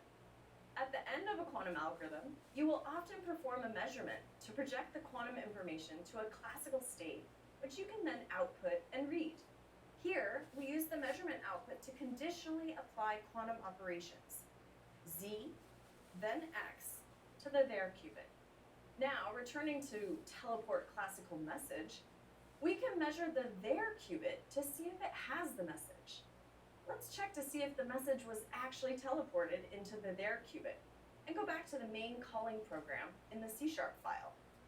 Now, the Quantum Development Kit comes with a built-in universal quantum simulator. With it, you can run small instances of your quantum programs on your local hardware to around 30 simulated qubits. Wow. The qubit restriction is purely driven by your development machine. I'm using my everyday laptop for this simulation. In general, you'll need 16 gigs of RAM to simulate 30 qubits. Simulating one more qubit requires double the memory. Wow. Simulating one less halves the memory. Simulating 40 qubits requires roughly 1,000 times more memory than 30 qubits, coming in around 16 terabytes. So we also So I don't know how many of you guys are still following this, but that makes sense to me because of the nature of what they're describing as entanglement. It's not 0 or 1, it's both at all times. So you start, the math starts to go nuts at that point. Everything's squared. Yeah, it's for a exponential. simulator hosted in Azure that enables going beyond 40 qubits. To test our program, let's initialize and target the local simulator and call teleport classical message 8 times, each time with a random message of 0 or 1, or true or false. I'm going to print the result to the screen using the functionality of C#. Now, let's hit run. We can see that when the Boolean value is true, the there qubit also received true. So the message has been correctly sent. We've successfully teleported information, and you've completed your first quantum algorithm. You can also debug your quantum program by setting a breakpoint and stepping through the code, which we'll cover in an upcoming Microsoft Mechanics episode. You can also use the built-in trace simulator, provided with the preview release, to estimate how many qubits and operations you are using in different parts of your quantum program. As you can see here in the Excel file, it outputs how many quantum gates are used within the different operations. With such information, you can optimize your algorithm to reduce the number of qubits and operations required. And we'll cover this in more detail in future episodes as well.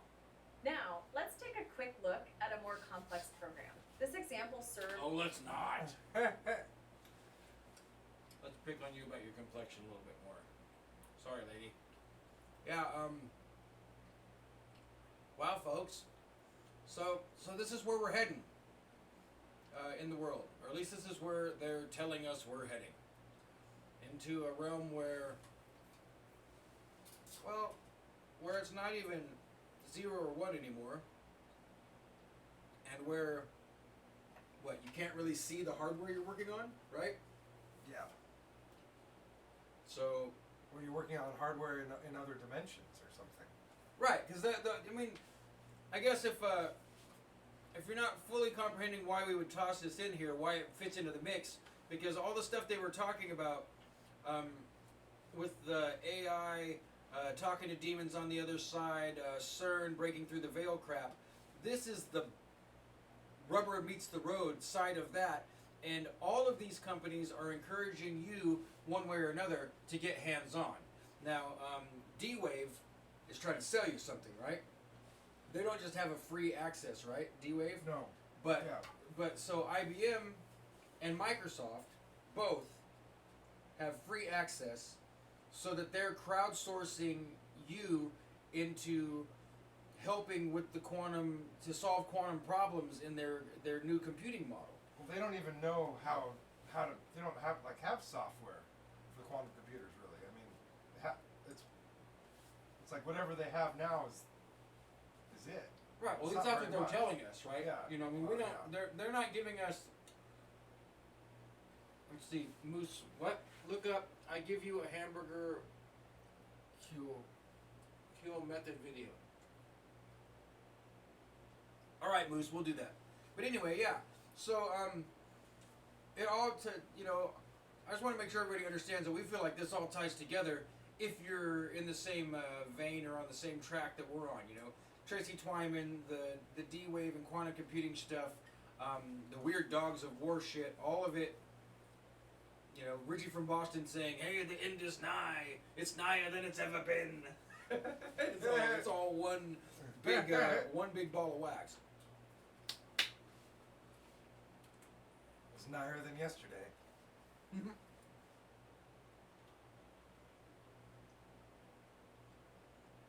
I give.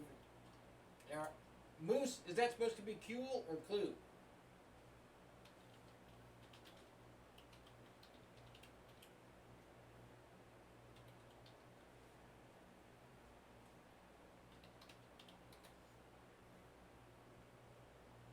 Oh, it's supposed to be Kuhl. Maybe it's that. The first, or I guess. Whoa! Look at that guy's yo-yoing like crazy. All right. Well, let's. You gonna do the yo? How could I not click on the yo-yo? Let's guy? make the Kuhl a unit of measurement. One Kuhl would be one level of abstraction away from the reality of a situation. For example, you ask me for a hamburger. At 1 Kuhl, if you asked me for a hamburger and I gave you a raccoon. At 2 Kuhls, if you asked me for a hamburger, but it turns out I don't really exist. Where I was originally Nice. standing, a picture of a hamburger rests on the ground. At 3 Kuhls, you awake as a hamburger. You start screaming only to have special sauce fly from your lips. The world is in sepia. At 4 Kuhls, why are we speaking German? A mime cries softly as he cradles a young cow. Nice work, Moose! Your grandfather stares at you as the cow falls apart into patties. You look down only to see me with pickles for eyes. I am singing the song that gives birth to the universe. At 5 Kuhls, you ask for a hamburger. I give you a hamburger. You raise it to your lips and take a bite. Your eye twitches involuntarily. Across the street, a father of 3 falls down the stairs. You swallow and look down at the hamburger in your hands. I give you a hamburger. You swallow and look down at the hamburger in your hands. You cannot swallow. There are children at the top of the stairs. A pickle shifts uneasily under the bun. I give you a hamburger. You look at my face and I am pleading with you. The children are crying now. You raise the hamburger to your lips. Tears stream down your face as you take a bite. I give you a hamburger. You are on your knees. You plead with me to go across the street. I hear only children's laughter. I give you a hamburger. You are screaming as you fall down the stairs. I am your child. You cannot see anything. You take a bite of the hamburger. The concrete rushes up to meet you. You awake with a start in your own bed. Your eye twitches involuntarily. I give you a hamburger. As you kill me, I do not make a sound. I give you a hamburger. At 6 Kuhls, you ask me for a hamburger. My attempt to reciprocate is cut brutally short as my body experiences a sudden lack of electrons. Across a variety of hidden dimensions, you are dismayed. John Lennon hands me an apple, but it slips through my fingers. I am reborn as an ocelot. You disapprove. A crack echoes through the universe in defiance of conventional physics as cosmological background noise shifts from randomness to a perfect A flat. Children everywhere stop what they are doing and hum along in perfect pitch with the background radiation. Birds fall from the sky as the sun engulfs the earth. You hesitate momentarily before allowing yourself to assume the locus of all knowledge. Entropy crumbles as you peruse the information contained within the universe. A small library in Phoenix ceases to exist. You stumble under the weight of everythingness. Your mouth opens up to cry out and collapses around your body before blinking you out of the spatial plane. You exist only within the fourth dimension. The fountainhead of all knowledge rolls along the ground and collides with a small dog. My head tastes sideways as space-time is re-established. You blink back into the corporeal world, disoriented only for me to hand you a hamburger as my body collapses under the strain of reconstitution. The universe has reasserted itself. A particular small dog is fed steak for the rest of its natural life. You die in a freak accident moments later, and your soul works at the returns desk for the Phoenix Library. You disapprove. Your disapproval sends ripples through the interdimensional void between life and death. The small child begins to cry as he walks toward the stairway where his father stands.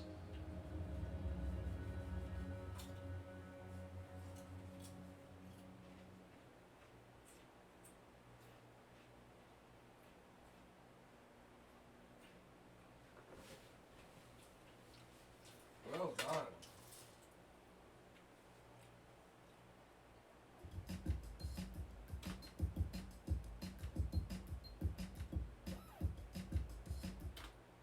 Well, folks, that's it for this week. I don't really think we can. Sometimes your audience just outdoes you. You know, you just spend 3 hours trying to cover something, and they've got the video in the back of their mind that covers all of it. That was totally cool. It was really cool. I give you a hamburger. The fountainhead of all knowledge is the fountainhead of all non-knowledge. The behemoth and what's the other one? There's the behemoth and Samael. And they want to hump. But they're not allowed to because they were cut in half and their dick was cut off. And they want to hump anyway, so they use a snake as a phallus, a sex helper. And if it wasn't a snake, then the whole universe would cease to exist. Don't believe me? Buy the book. Anyways, all kidding aside, unless you have something you'd like to say?